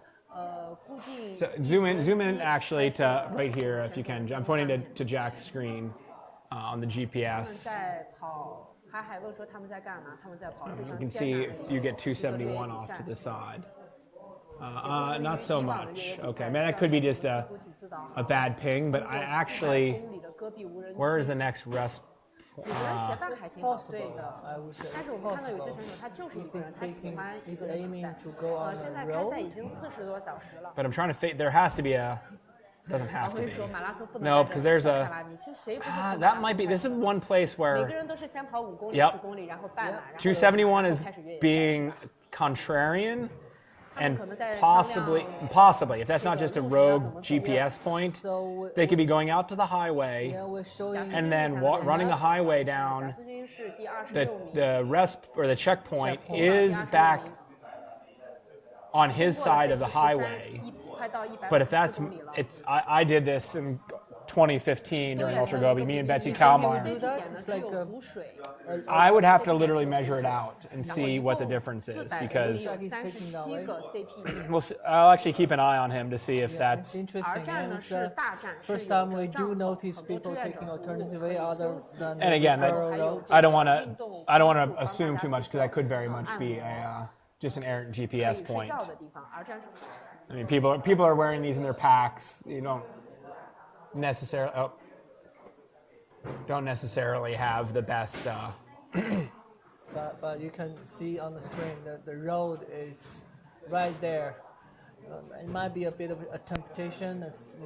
I'm fed up with walking on the dirt. I want to have something really flat. But I did fast. this. I mean, literally in this. I mean, I don't know if it's exactly this section of highway, but very close to this, running east to west with Betsy Kalmeyer, the race course, the reference course, and I think it was even recommended course at that point. Went behind the little mountain range that you can see that mountain front. I think it was this valley, and the recommended reference route went south and then west through this. And Betsy and I stayed on the highway all the way down to where like 271 is, and then went in because there wasn't a checkpoint at where that you can see there's a checkpoint there now, where number 265 is. That's covering up a checkpoint. Yeah. So, and it was super quick. I mean, you're on a highway. It's like 10 kilometers a highway. So, in this direction, I think I decided when I was talking to, kind of briefing one of the runners on what his planned route was, that I would have really looked and debated on this one. And I honestly think I would have, because when you get out past the mountain range, you can actually, where 271 is, you don't have to go, you might go straight out to the road, or you could bend like on a diagonal, like a 45-degree angle. But there's also big fences there. So you're always running into the chance if you follow the reference route, the reference route is unlikely to put you to a barrier that's huge. You're gonna come into like meter-high barbed wire fences. Those you can navigate. There's other places where you could come into a 3-meter wall that you can't get over. So it's a matter of, if you don't know if 271 is heading toward the highway, there could very well be a huge fence. Yeah. And you have to go back, or you have to follow it until there's a break. Yeah. Unless he did some study before. Which is possible. I've never had that chance because that would be a really big challenge as a Westerner coming out here to. Oh, that's a home race, so this is a Chinese runner. We never know. But you also one of the challenges of this is that at least most of the years, I can't speak for all of them, the runners only get the race route about a month beforehand. Yeah. I always wish, like, come on, can't you guys just release it 2 months before? Because it could influence your training. It definitely influences what you're like planning out your route, planning out even your gear to some degree, and what like you might put in your different rest points. But we release it to everyone at the same time. Oh, of course, yeah, no, so it's super fair. It's fair. It's fair. Yeah, if 271 actually came and scouted portions of the course. And yeah, I totally remember this because if you zoom in, and you don't have to, but I remember there was a big V on a map that there's a number of fences and walls down there, and you just don't know. Like right there. Like where you are, there's a big wall, but there's also, you can see faint lines, and those could be those are all fences, just a matter of are they big enough, because in some places there are historic ruins that they could be blocking. There could be infrastructure. There could be like a substation. For this one, it doesn't really matter. You can actually follow the fence if it doesn't. If you have to, yeah. Then and that's you go to there, and that's also easy train, and you can get through the fence at the highway. Yeah, and and that is a highway, so it's like there are some really rural roads here, but that is a true highway So you're running on the shoulder of a highway, and there's cars going by at 120 kilometers an hour. And it's safe. I mean, there's a shoulder. Yeah. But that's like this wild. It's better than traversing for some people. They Oh, got for sure. really fed up. They want. We're not even something fed up. really- It's just yeah. faster. Yeah. It could. But I remember like coming through that kind of that front range there, or that range. And there were some places that we weren't quite sure we could get up. Like there was, and I don't know if it was this exact drainage, but there was like, you also don't know if one of these canyons, if there's a 3-meter drop that you can't get down. Because Exactly. that can happen. I mean, it's see what they're you mean. mountains. Like further south of where he is, there are places that look like they're really rocky, and you don't. Chances are you could find a way through, but you also don't know for sure. Exactly.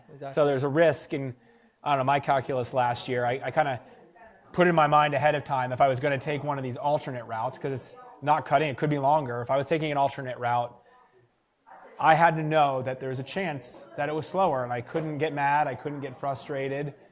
It's like I took a risk. If 3 out of 5 of them work out, then great. If and one of them I was overall much quicker, but like I wasted 10 minutes kind of trying to figure out where to get across the river, and I couldn't, and I had to backtrack and follow one of the shores. And like you're like, dang, I almost nailed it, but I didn't quite. But you have to be prepared to. But once it succeeded, you feel like a sense of achievement. Yeah. It's Yeah. like, wow, I planned well, I did it. Yeah. And even the one that went kind of, or not perfectly, it went well enough that. Yeah. It's yes. like an incentive. You feel good. So I want to see when this 271's last update was. Oh, that was recent. So that is definitely, that's multiple pings. This 271 is intentionally going down that drainage. Give it another. He's my Chinese brother. 20, 30 minutes. We will see how things go. So yeah, let's note like 274. That's, or 250. Or is that 250? 269. We're going to see which group of runners gets there fast. If it's 271, we might not still be broadcasting, but I'll keep an eye on that just to see. That's going to be interesting. And he's going to be going down a dry wash, which is really easy terrain. It looks like it. I mean, I think it's higher, further to the south, further up the drainage, that it actually gets really rocky. Well, but that's fast moving. He's traversing Yep. through. Then once he reaches the riverbank, Easy peasy. Easy peasy. Then to the fence, it's all open. Oh, he might not even go there. He just go along, and reaching this part, then go along the fence. Or jump the fence. It totally depends. Or jump the fence up to him. Most likely, when they build a fence, they will build it along, and then they might have some trail already. Or he might be cutting Lost? back to the course. He went off course. Yep, he totally went way the hell off course. Oh, look at the I'm looking arrow. at the Look at the arrows and what his previous track was. My computer's slow, so it's hard to do that. He totally. Oh, No, he what we were hoping is gonna be having like 180% turn. no, a degrade turn that is coming back. sorry, 271. I hope not. Come on. No, he's definitely coming back. So let's see if this guy has a degree in navigation. Zhang Jian, late 30s from Nanjing. He goes by Jian in English. All right, Hey Jian is his nickname. Motto: doing hard things brings rewards. INTJ. I can see that. Wow, past race experiences. All he listed was the Chongli 168, which is a 100-miler. So Now I see his track. Now I'm showing that on the big screen. We were. I was hoping he's actually following the riverbed like this, going up towards the road, but it seems like he found, okay, I need to go on the referral course. Oh, that's a CP. He has to go to. He has to so go. he could have gone the other way. Yeah. So maybe he's not lost. He actually could have tried to. still take an alternate route. Maybe he is following like more of a drainage down and then was traversing. Yeah. But that's a long way out of the way if that's intent. Yeah, from here he's decided to turn left. But either, can you click on the timings? Because hopefully there's missing timings in there. Okay, for 11:40. 11:40. 11:44, and let's see what the next, because that's a big gap. Hopefully it's just buried in his pack. Hopefully that's like 12, like noon. Yeah, okay, perfect. Yeah. Otherwise I'm like, you're not going to find a motorbike in the middle part of the desert. Yeah. So it looks easier when he did the turn. Yeah. It's cutting to kind of open. Yeah. Than navigating in those washout or riverbed. So I would honestly think that's intentional. Yeah. Other than just going over random hills for... Yeah, it looks like that way. So if that's the case, as you said, we might go and check in and back and follow the riverbed again, go on the road. You can't see us, we both have fingers crossed over here. Well, I really want to see that. Yeah, this is something we have been talking to our runners. We give everyone the GPS coordinates on the checkpoint, on the rest station. We want you to study the course. We want to look at the terrain. We want you to create the route yourself. That's the spirit of Ultra Gobi. But it's funny because like that's true, but I also I based on like watching people from the past, both their comfort in using the reference route and discomfort in using navigation and beyond that planning navigation, I think 90% of runners just follow or try to follow the reference route.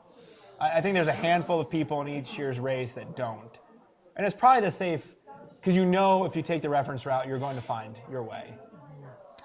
Eventually, we're going to make some change on that to make it more joyful or challenging. I honestly think that would be too challenging. And I'm a big fan of that aspect myself. Okay. Let's see where is our drone. Okay. Here on the big screen, you see, I guess this is... this is to be a bird. This is That's where, this is that section we were just talking about. So you can see there's the highway, a little flat apron in front of it, and then these endless, I was going to use a slightly inappropriate word, but endlessly mentally defeating hills. BS would be a... Not as hard hills, but up and down, up and down, up and down, and up and down. We got a few hundreds of them there. Yeah, I had one of those. 2015, I definitely had a section in the middle of an afternoon, like this time of day, that it was like, you look on a map and it's 10K, and you're like, hours later, why is this my life? Why I'm doing this? What do we got here? in the comments? Anything? Okay, Rack. Hello everyone. So hi from China, in the middle of Gobi Desert. We're in Gansu Province, Guazhou County, in the Gobi Spring, in the command center, broadcasting for you. Here's me, Jack, and my colleague, Brian. That's me. Where is Super Sanji Shapa? He's in fourth. So he's battling a knee injury this year. It came up, I think, was it on the first descent? And I'm having trouble reloading my computer, so I apologize again.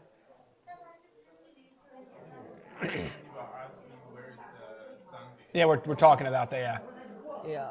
Kilometer 240, reaching CP. So he's about 20K behind the two guys together in second place. And again, you might see their GPS is slightly different positions. If you click through at the times, like they've been together for a while now. They're most likely running together unless you see a really big gap starting to grow. They are Aaron and Yovisa. Rock little reference here. Yeah. So here Cody around the kilometer 285 leading the race. He just left CP12, rest station 7. So behind them there's Aaron and you can't see Yovisa, he's there. Too close. So So these two are running together as we last seen Yeah, them. they came in and waited together and left the aid station together. Yeah, after that, that's my friend Sangi. Yeah, and by the way, that long stretch, almost entirely along a railroad track. So there's, in one way, it's the good footing and absolutely no navigation. This is turn your brains off and run territory. So Run quickly. either that's good or bad, because mentally there's less stimulation, but it's fast going for sure. Yeah, but I wonder who is actually taking it. And so far, it doesn't look like they're taking it. So our, let me see, any other comments from our live stream? Yeah, no problem, Rock. Okay, Rock, if you are still online watching us, you can go on ultragobiserious.com and you will find all the information, including latest picture. And links to the live tracking we're using. You might have a slightly different interface. We have kind of an internal one, but there's a totally great interface for doing the live, Exactly. the dot watching on GPS maps. Okay, let's go back to the drone footage. Oh, the vast Gobi. What a view, what a view. So Can you imagine trying to navigate that? This looked like a sea somehow. A sea of sands. Yeah, About 800 li worth. yeah. The sea sand, the sand of sea. Okay. I wish my friends who've run something like the Marathon des Sables in Morocco would be watching this right now, because aside from the highway, just that open expanse, and then you'll have what they would call a jebel. I don't know what the Chinese word would be for these little mountain ranges, because they're not mountain ranges, but they're very distinct in the Gobi. They're not very high, but they're big features on the landscape. Oh, we have a close-up of a electrical transmission line. Yeah, so this year we didn't actually pass the solar panel farm. The concentrator. Yeah, so you can still see it. It's like the Eye of Sauron out there. So that's a masterpiece of industrial power generator. Then all this electricity will go to a heavily populated area in the. So would this go to Xi'an, or even it's going as far as to the sea. Really? To the coastline. So there's been a ton of green electrical generation going on in the Gansu and surrounding deserts. There's concentrated solar arrays, which Jack is talking about. It's pretty remarkable. It was near the start of last year's race, and got to see it glowing in the dark, or glowing in the distance for quite a while. Near some of the cities, the two cities here, we also have big solar farms, and also some massive wind plants. Yeah, we're now switching to the infrared mode. But we also have, I think I've noticed from some of the dedicated trains out here, there can't be that much passenger movement. I think a bunch of those are coal cars. It could be partially the China-Europe line. Okay. The Silk Road, the new Silk Road runway. What is the name of that whole new project? Anyway, I forget. Belt and Belt and Road. Belt and Road, yeah. Belt and Road, yeah. But a series of ports and airports and roads and trains. So it's like a new linkage.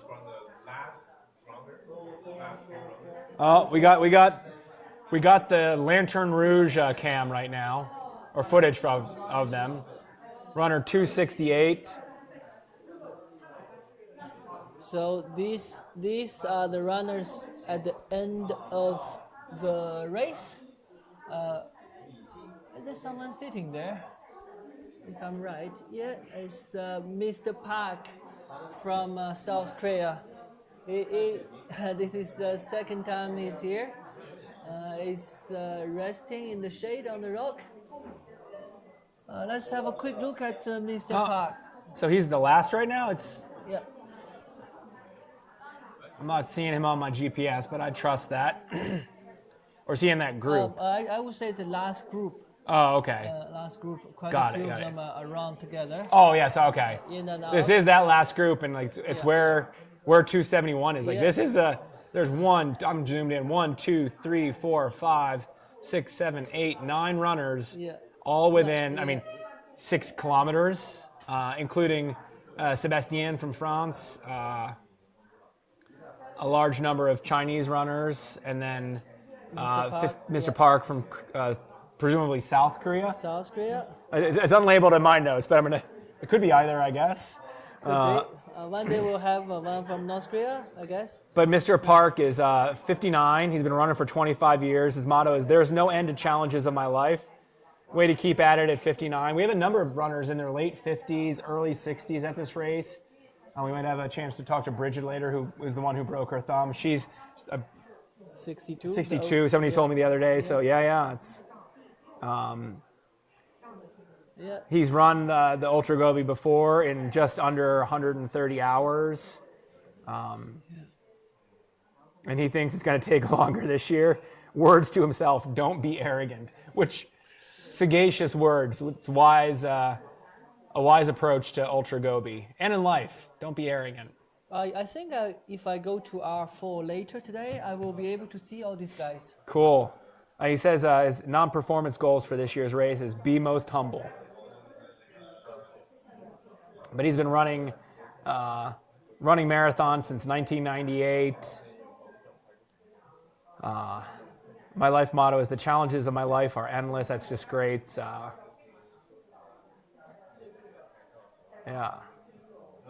too much else. But he describes himself in 3 words: challenge, achievement, and truth. Now, he's definitely taken on a big challenge for a second time here in the Gobi Desert. Exactly. But we've got to, let's go through some of the other runners. I know we've been talking about the front of the race because, in part, that's where it is a race for a couple people at the front of the race, but also, literally, Cody or some of the others could be done early tomorrow morning, if not late tonight. So we will naturally be focusing on them less as the race and when they're finished. I mean, we'll hopefully have a chance to talk to them, but we'll be looking at it and talking more about the other runners as we have an additional 3.5 days. We're going to talk a lot with them about them. So please know that we're not we are intentionally overlooking those runners at the moment, but it is only as we will focus on them more when we're not focusing on the front runners. Exactly. So, but not much time left for front runners. So 268. Let's see if I can find up some information on them. 268 is Zheng Quilong.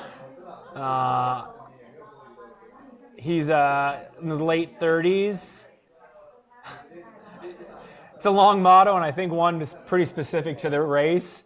Across 800 miles, which I'm just going to assume is Li, which is the distance of this race. Across Ultra Gobi, 1 begets 2, 2 begets 3, 3 begets all things. I'm going to guess that needs a little cultural translation, but... I need to see the Chinese.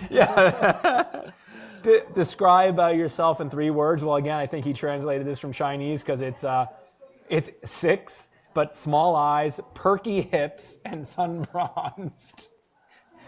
This is he's run 7 road marathons last year, all within China. Toured some of the great cities of China with Chongqing, Shenzhen, Guangzhou, Beijing. I don't know some of the others, but that's the incredible thing about being here in China is learning of and about so many of the cities here. I would guess that 99% of people watching this or at home or me until not long ago wouldn't be able to name under one measure what the largest city in the world is, and it's on the list of marathons here. Chongqing, China is. Oh, it's Chongqing. We're talking about 40, over 40 million people. 40 million people, and they're slightly less populated than Tokyo. Give you a. But on the metro region, but on some measures, it's the biggest in the world. I think within its actual geographic bounds of the city, like Tokyo metro area has more people by a bit, but I mean it's just a city that folks in the U.S. would never have heard of unless maybe if they're of Chinese descent and have relatives from there. Yeah, But we need to have you guys come over to visit more. Chongqing is a city full of charm. Also kind of special things. Some of the best food in the world. Yeah, spicy hot pot with a nom flavor. Mala. Train coming across the residence buildings, all this kind of stuff. So Chongqing is, I don't know, I just saw it on his marathon list, so it's a little aside, but actually was just featured in the New York Times this week, I believe, as like this futuristic city in, I mean, it's not far Western China, but Western China. It's like right where the Chinese lowlands meet the rise to the Tibetan plateau. And I heard a Chinese person describe it as cyberpunk the other day. Like there's all these really colorful, like a beautiful skyline with colorful buildings, elevated metros, monorails that go through buildings. Yes. Like we call it mountainous city. What kind of, sorry? Mountainous city. Okay. It's basically built on mountain. Lots of people living there never rode a bike in their life. Oh, so it's hilly. Yeah. But it's at the edge of the plateau. Yeah. But also when they have the comparison, it's more like you were talking about space and all that. This building on the mountain make all the flooring. You know, this could be first floor, but you're way above their Ground floor. level. Yeah. Yeah. So using some. I saw that. Like there's a 37th floor, but it's. But it's ground level. So imagine you watching the movie Inception. So I especially Googled that. Yeah. That could be something in real life, just like that. But like Western movies have talked about like incorporating, I think, just because it's so different. And you also, need to be there yourself to see it. Yeah. I'll have to add that into the list. Once you have a chance, come to China and visit Chongqing. But this is the exact opposite of Chongqing. This is Qingchong. I don't know. This is in the middle of nowhere. This is some typical route we have seen. So earlier we saw this part already with, I think it was Cordy or Aaron. Yeah, there was Aaron Jovica. They passed this part. So this is where we had some of that recorded early morning footage. Exactly. I think our filming crew stays there and wait for people. And somehow we managed to send the footage back to the command center. But this is recorded. Yeah, it is recorded. It's not. Okay, so we're getting an update. This is about 20 minutes ago. So this is not live, but this is recent.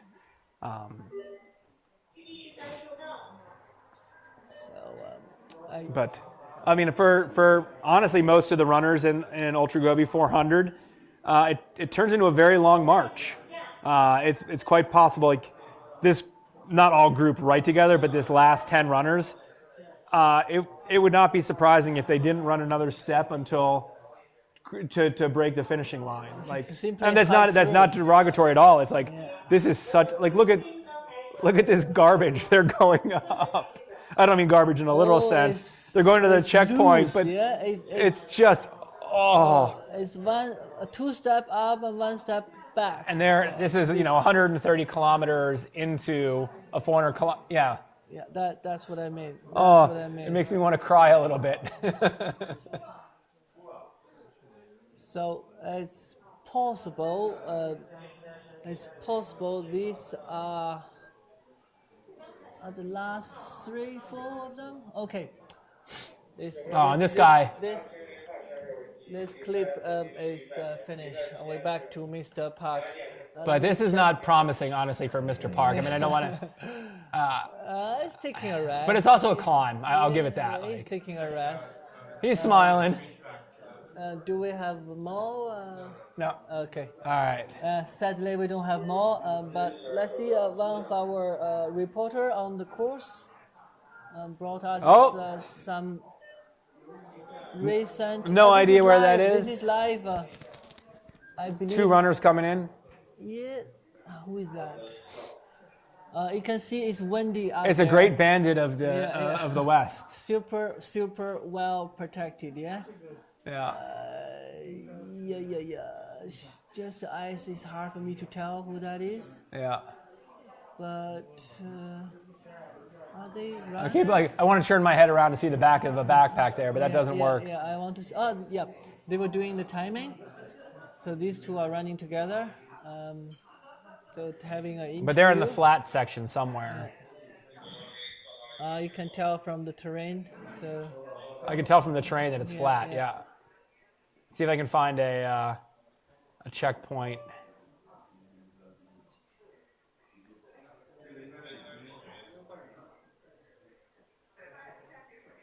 It doesn't make sense for who would be there. I mean, I guess it could have been CP13. Doesn't look like runners are just checking in there, though.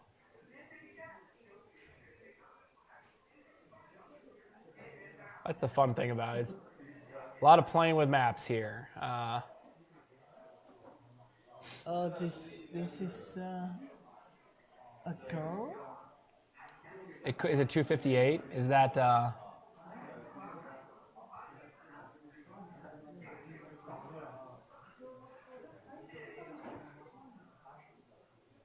Is that Jinbor?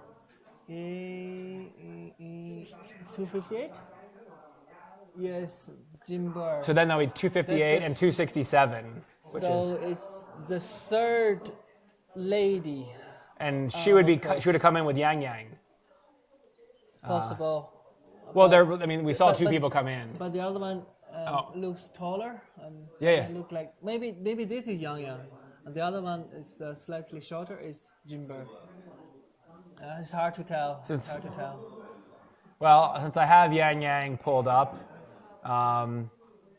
he's in his early 40s from Shandong.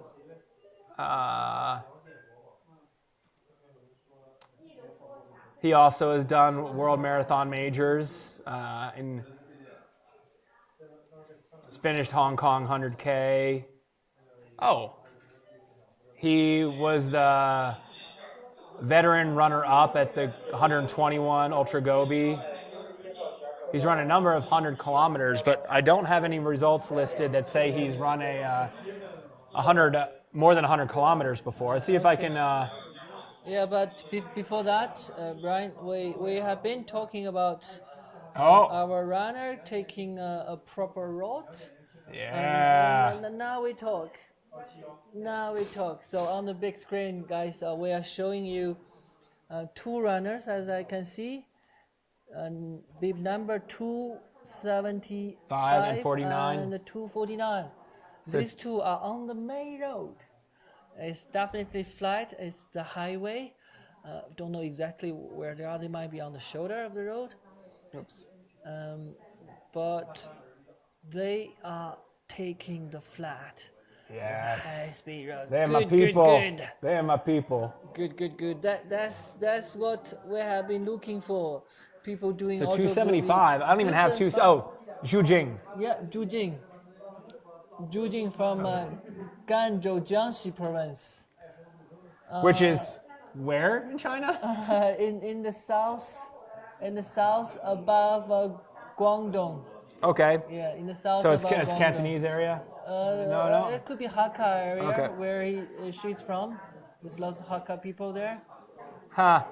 So she lists as her running as the Sydney Marathon this year is in 3:36. So she's a strong runner, but Zhu Jing. We're gonna see if she got.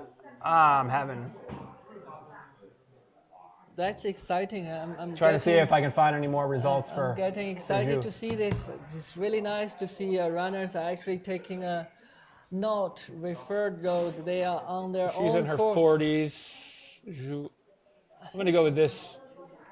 I think she just turned 50 this year. She was born 1975. Now. No. Oh yeah, you're right. Yeah. Shoot. That could be her. Well, we're loading her up. Just, checking the results database, see if I can find. Oh, I clicked through the wrong one. Yeah, let me see. Anyone left the comments here on our YouTube channel? But yeah, I'm totally excited that there's a couple runners who stepped out of the comfortable reference track, and this is one of the places I would have looked to go through and consider. Because there's plenty of roads going south to north that they can cut back through to the reference route. Yeah. And they will be much faster, I hope. Oh yeah. Not that this is because after towns, this is not fast terrain. where Jack has at the top of the screen, that whole diagonal in the west part of that east-west line. That's over Open Gobi. It's not horrible terrain. There are some double track from, at least I covered that in the 121 the other day. Yeah. But it's even if it's not bad Gobi terrain, as long as it's not the perfect, it is way faster to follow to run on an asphalt road. Yeah, exactly. And I say that as the first reaction. It's also easier. It's more efficient. You're not like using your side various weird muscles. It's a different stride than when you've been running the trails forever.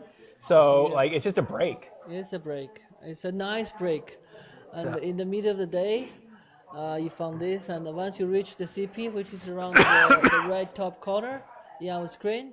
I apologize for my coughing. There was so much sand and dust in the air during my race that I'm afraid I. Yeah. So now. Zhu Jing, I just pulled up. She has, if I'm pulling up the right one, she's run a number of, or 2 100-mile races, 160K races. So nothing that would mean anybody to anyone listening. They're Chinese races that are less familiar in the West. But she has experience at moderately longer. So she's done Chongli 168, which is, I don't know if it's in terms of size. But that was 100K. That year she did the 100K. Sorry, yep. I'm looking through, but she's done 268, and that's just in a Western database. So it's very possible she's done others. Yep. And then who was the 275 and 249. 249. Let's give 249 his due. I did. It's a man's face on the screen, so I don't feel bad taking a guess there. Oh, but we were on 275. I'll read a couple words about. Chen Jian. Yeah, then we go 275. What else did she have? Oh, because I wanted to share her non-performance goal of this year's Gobi was to take a photo with Sangye Sherpa. I hope that has been done by the time. Okay. And she said her message for her family and audience: a gift to myself for 10 consecutive years of Ultra Gobi and for my 50th birthday. Thanks to family and friends, I'll finish and return safely. So I wonder if she's run other Ultra Gobi distances. I bet she's done the 120. I think this is more for. No, but I think she's finished the 121 or the stage race a number of times. And so after doing it all these times, she moved up to, after 10 years of doing it, to the next distance. So that's one of the really cool things about the Ultra Gobi 400 is, I mean, it's a really small race. It's just over 50 people, very intentionally. Like, can you imagine watching over 50 people on an open course in the middle of nowhere? Like, I think for safety, it's a great thing that it's a very small race. But it's aspirational. Like the people running the 121 definitely know about the 400. I would say most of the people in the stage race know about the 400, and it's something that maybe they can never do, but it's something they can wonder about and hold in awe. But some of these people in the 121 had definitely come from running the stage race previously, and some people in the 400 started with either the stage race or the 121 in solo. Yeah, not only that, not only within the Gobi series, the Ultra Gobi series, basically in the Chinese trail running community, everyone knows Ultra Gobi 400, every single one. Maybe out of 300,000 that we have registered on the Ultra, maybe 1 or 2 doesn't know, I guess. Yeah. But in general, if you go to any running community, running club for trail running, you mention Ultra Gobi, in Chinese, 860. Yeah, 860. Here we go. Everybody knows. So 249, since we highlighted the woman taking the alternate route, it's not a shortcut, it's a long cut. And that just brings a smile to my face. So the man running there, and I assume they were probably running together, is Chen Jian. He says his English name is Chen Jian, and his nickname, can you guess it? Chen Jian? You win! Yes! Unbelievable. He's run the 121, Ultra Gobi 121 solo, the A+, they call it, but I'll spell that out as we discuss it 3 times. His average results. Back in 2020, he ran the Nanjing Marathon in 3:10, so he's a solid runner. Well, marathon record, 3 hours and 10 minutes. Yep. He's DNF'd. His most memorable memory from running was DNFing at the Chongli 168, which I just mentioned a while ago. It's, again, I don't know the size of the fields, but it's kind of one of the most important. I know it as a kind of a reference race when I'm writing results or preview articles for Chinese runners. Like, if I'm looking to see who's performed well, I look at where they performed at that race, as opposed to some of the other races where there might not be as much competition. But he DNF'd Chongli, and he's felt regretful about that since then. If he's interacting, if you ever see a live cam of him and he flashes a V, that's him saying hi to his friends and family back at home. He thinks he can finish in about 120 hours. And as I've read from every single Chinese participant who has answered the question of what's your confidence in finishing, it's absolutely exclamation mark. There are no doubts on the Chinese runners, which, incidentally enough, last year there were no DNFs from the 35 or so Chinese runners. Exactly. So I would say this is a lucky year for all the runners. The course was, I will not say easy. The course was less technical and faster than some years, so it was generous in terms of time cut. I mean, I think after a long break, so we welcome all the runners back to Ultra Gobi. Yeah.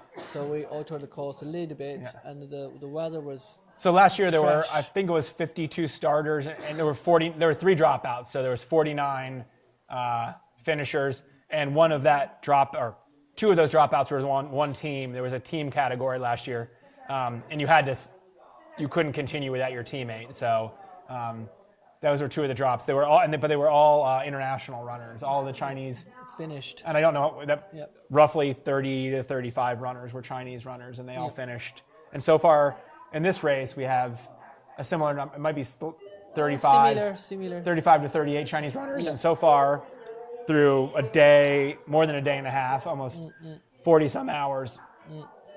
Yeah, we are at. We have 3 DNFs. We have a few questions. We need to answer. Yeah.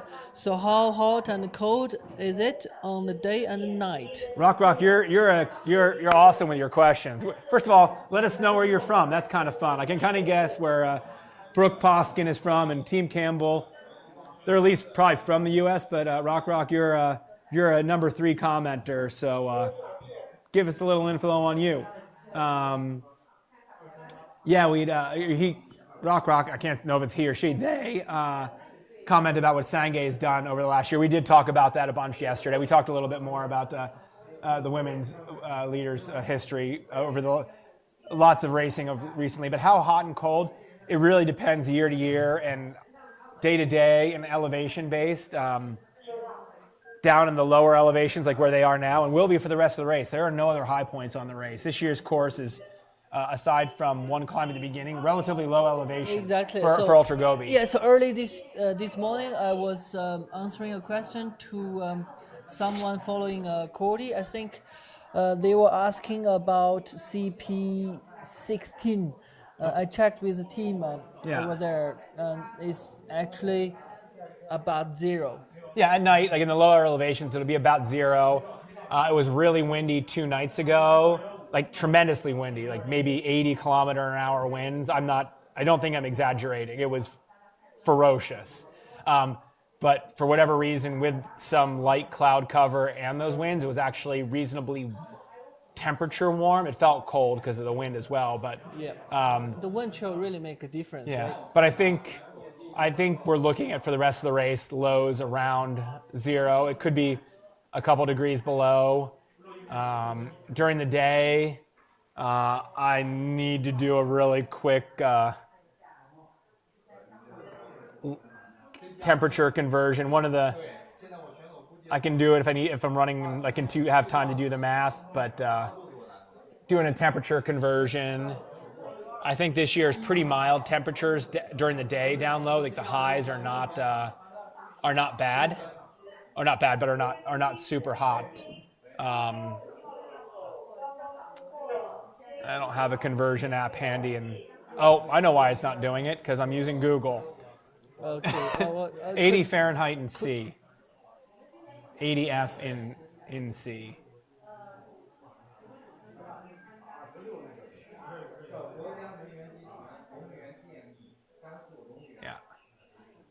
Yeah. 26. It's been hotter in some past years. I wouldn't expect today, with a little bit of cloud cover, to be hotter than 80 Fahrenheit, like 26, 27. I haven't really been I haven't been outside much today, but apparently looking back toward the direction of the course, it is kind of blue sky. You can kind of tell that from the video from earlier I'm looking at on one of the non-live cameras, and from the drone footage, it looks like it's pretty clear, which means it actually will feel pretty hot in the middle of the afternoon from about, it's particularly from now. Right on your face. Yeah, you see them always baths. From 4 to 6 in the afternoon is really the peak temperature, but anytime from 11 to 7 is going to be hot. I personally, and would recommend to others, like to lay off the effort, even just a little bit when you're in checkpoints. I know they're all covered, but that might be some protection. I'd be personally dousing myself with a little bit of water just to cool off a bit. The sun is directly on you. There's no shade. No shade at all. So zero. Not unless you're in a tent. Now you can see the landscape a little bit. This is how the Gobi looked like without water. Yeah. I didn't get to run it, but the 2019 Ultra Gobi 400 was in nearby Qinghai. Yes. And it's described as Mars. I mean, if you think this looks barren, it's a whole nother level. I think a lot of it is old dried up salt lake beds, so it's just open and flat and dead, and even starker than this. This has little vertical relief. There's little hills and little mountain ranges. Yeah, I don't know which one is better, to be honest. Or which one is tougher or more difficult? Yeah. Well, if there's ever an Ultra Gobi 400 Qinghai, my name will be on the entrance list. I dream of going over there. And as one goes to Western China, I keep getting drawn further and further west. Honestly, there's just this, and maybe it's the Silk Road. I mean, it's just, you have a variety of cultures. Like Beijing is obviously the political and to some degree cultural center of China. I mean, Shanghai has a different cultural pole, like a more metropolitan pole. Yeah, but like financial. But the east of China has this huge weight of China. But as you go further and further west, there's even, I don't think people from the west think of the cultural diversity in China. And even internally, it was suppressed for some time in China, but it's become once again celebrated in China, the different nationality or heritages to some degree. But like it's just like people in the West Coast and the East Coast in the US.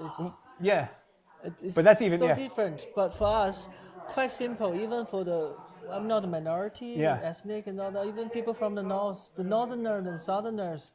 Yeah. What we have. Somebody in Hubei versus Beijing is very. What do you eat? Do you eat that much spicy? Is it potatoes? Have rice all the time? Yeah, potatoes up in the northeast, right? And the rice.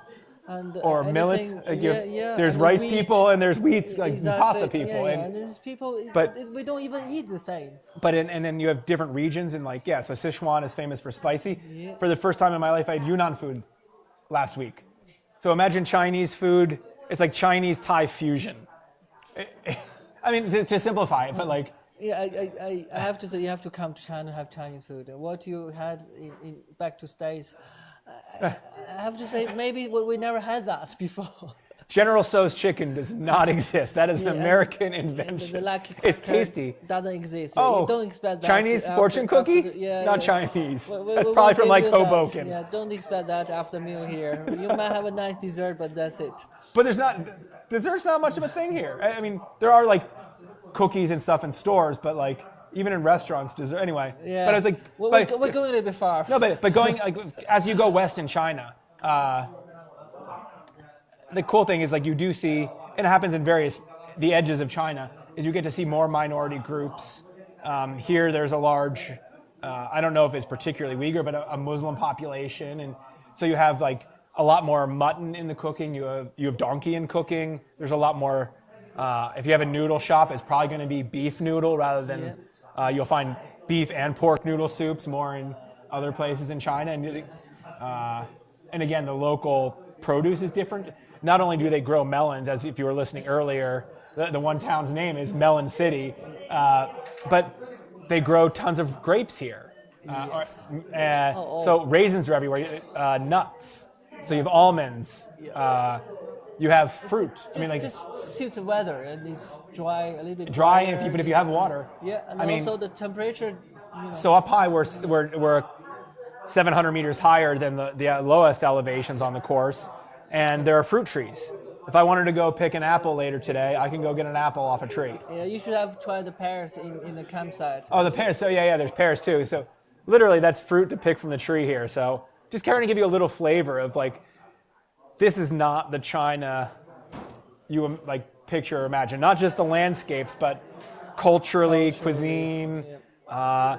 I remember distinctly from the race last year, not the two cities we've been talking about, Dongguan, and I'm going to get the other one right by the end of the day. Guazhou. I don't know why I haven't remembered it. Guazhou is not hard. Yeah, it's just an hour away from Dunhuang, right? Yeah, So, but then we went to two other small cities in last year's race, and one was in a Tibetan autonomous region, and another was in a Mongol autonomous region.